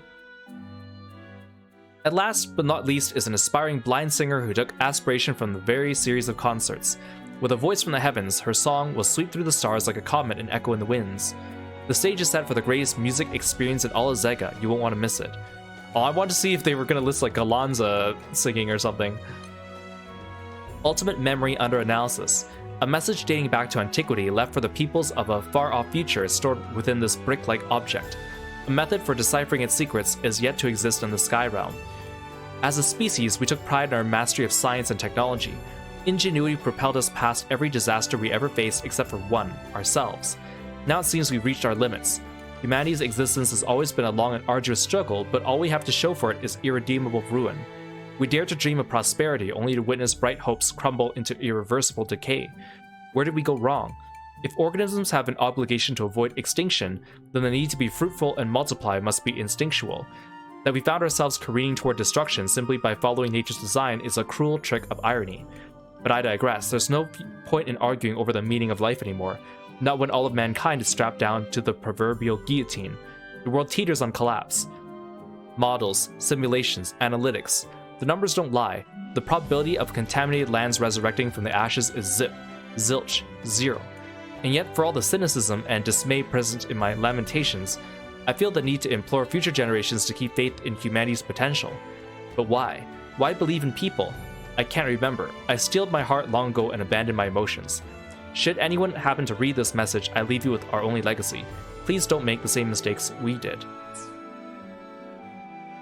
Wait, I'm still missing one document.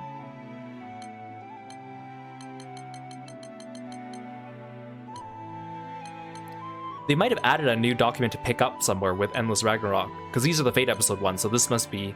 Unless this is something that I need to get from later. You know what, I'll find this later and I'll add it to the VOD.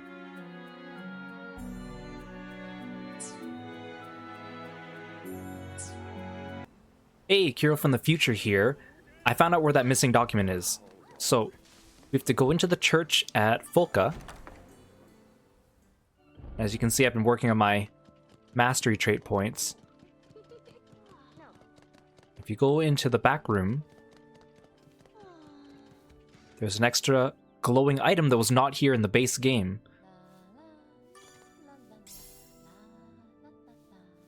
Dragon activity in Zega. I also got an achievement for finding all the chests in both Folka and Seed Hollow. Now that you can use the minimap, it shows you where they are.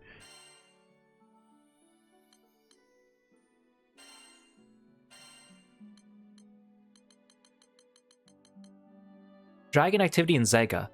This presence. Does Zega face a dragon crisis? Clearly it's neither Sky Dweller nor Primal Beast. And it couldn't possibly be what remains of a split god, could it? No, what a preposterous thought. But if not the arrival of a god, then what is it? How long has it been here? Was it hiding all this time? So many questions, so few answers. I've heard numerous legends of dragons descending from the skies, as well as the theory that they're the very roots of faith and force of emotion. I myself have done substantial legwork to track them down, yet for all my efforts, I can count on my fingers the number of great dragons I've actually seen. Spread that across a span of 2,000 odd years, and the rarity of these godlike beings becomes evident. One theory posits that the greatest dragons manifest in response to abnormal disturbances. Out of an abundance of caution, I must presume that theory to be true.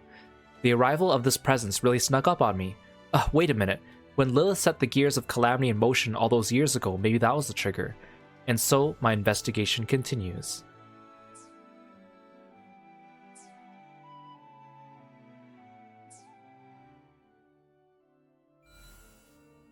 I also want to show off some of my summons. I've been farming the Beelzebub fight, and I've also been farming the World fight. And I finally got Beelzebub. Now, unfortunately, the one I'm looking for is not this one. I want the one with the... See how Lucilius here has Berserker Echo? I want a Beelzebub that has Spartan Echo, but I only have one that says damage cap and supplementary damage. Still a good summon, but I'll keep farming so I can get it. I was really lucky that I got Lucilius early on. And then I also got Roland, who you can get from the World. And I want the version of him that gives War Elemental, and instead I got Uplift, which is not the worst, but I'll need to keep farming. He's interesting because he creates like a field that makes your group invincible, which is kind of neat. There's also a Lilith summon, but you can only get hers from doing Defy Infinity quests, and she, just like Roland, can also have War Elemental on them, and that's the main reason why you use her. She just has different active skills when you actually attack with her in battle. So we'll just have to keep farming.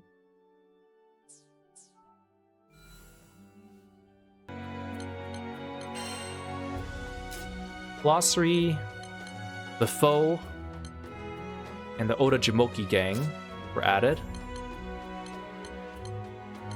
The Evokers were added. World Matter. And Abominations. Yeah, these sounds like, judging from the description, it is the same Abomination that appears in the mobile game RoboMe events. I kind of forget about their lore, but I guess they are like ancient. They come from an ancient origin or something.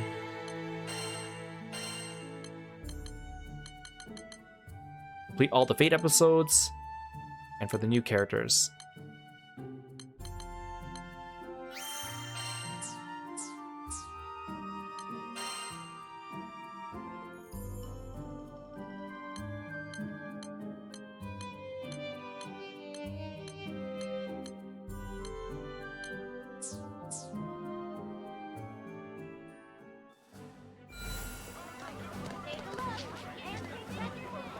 So I just want to show you the new things we can get from here. The magnifying glasses because I have things set on my wish list. So they added Transcender's Bounty. And then Ascension stuff.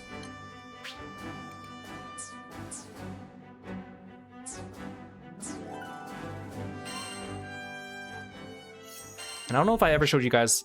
Oh, new resonance nodes have been added. Oh, actually, that's really good to know. Wait, there's a side quest down here. The conflux grows ever more twisted. Let us review your current progress. See, there's only a few of them I'm missing the second level of. Wondrous. Oh, I didn't know they added new nodes. No, because I have so many points. I was like, what are these for? Okay, cool. They just cost a lot. Okay. Earn more conflux points. Health points, damage cap for damage skills, for regular attacks, for Skybound. Let's do regular. Normal attack up, attack power up. Conflux point gain up, sure. Damage cap, damage cap. Boost attack power. Damage cap. Oh, I'm missing like just a little bit of points for this one. This one costs 10,200. Okay, well good. It's good to know that my excess points have a purpose. But then what happens when I cap all these? Can I use my points to actually, I don't know, buy stuff or something? That'd be nice. Maybe I get the last archive entry from this guy. Oh, I need to find the king gold slime. Okay. Okay, now I know my intuition's the real deal. There's another king slime lurking in the mystery zone. It's there. No one has to know about this, alright? Come on, let's both make our dreams come true. It's kind of late to be giving me a crewmate card from this. I smell a new mission. Okay, so I'll come back here once I finish that quest as well. How fares your investigation?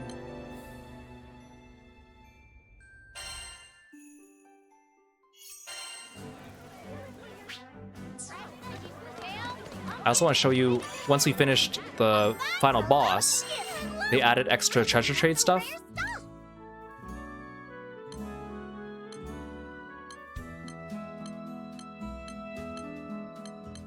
Sorry, it wasn't here. They added Dahlia badges. Yes, all this stuff. Which are from Endless Ragnarok. Were added after we finished the Omnis Zegalith.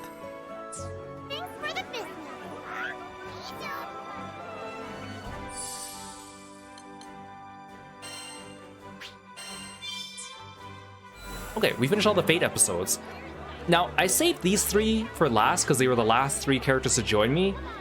But strangely enough, these were the 3 Fate episodes that I think are the weirdest ones. Beatrix's for one thing. Hers are kind of like normal Fate episodes, but her story is so concurrent with the main story that her story seems almost superfluous or pointless. But it was okay, I guess.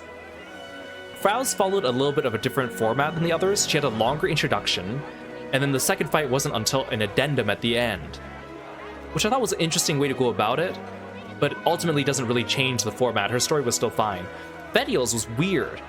It's just all the lore jobs we collected throughout Endless Ragnarok compiled together, and there's a fight at the beginning and a fight at the end. Hers were the most boring.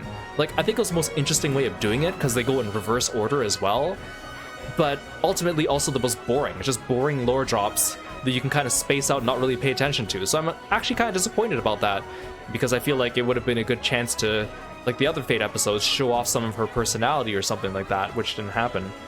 But I'm not really a big Fetiel fan, so I guess for me it doesn't really matter. But again, it begs the question of, if they do end up adding more characters to this game, it feels like they won't be able to add another 6 Dragons character, and if they do, what are they going to do about their Fate episodes? Are they just going to do regular ones?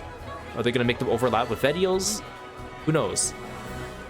Either way, there's still more to do in this game. We still have more Chaos Plus quests and some Defy Infinity quests to do, so I will work my way through those.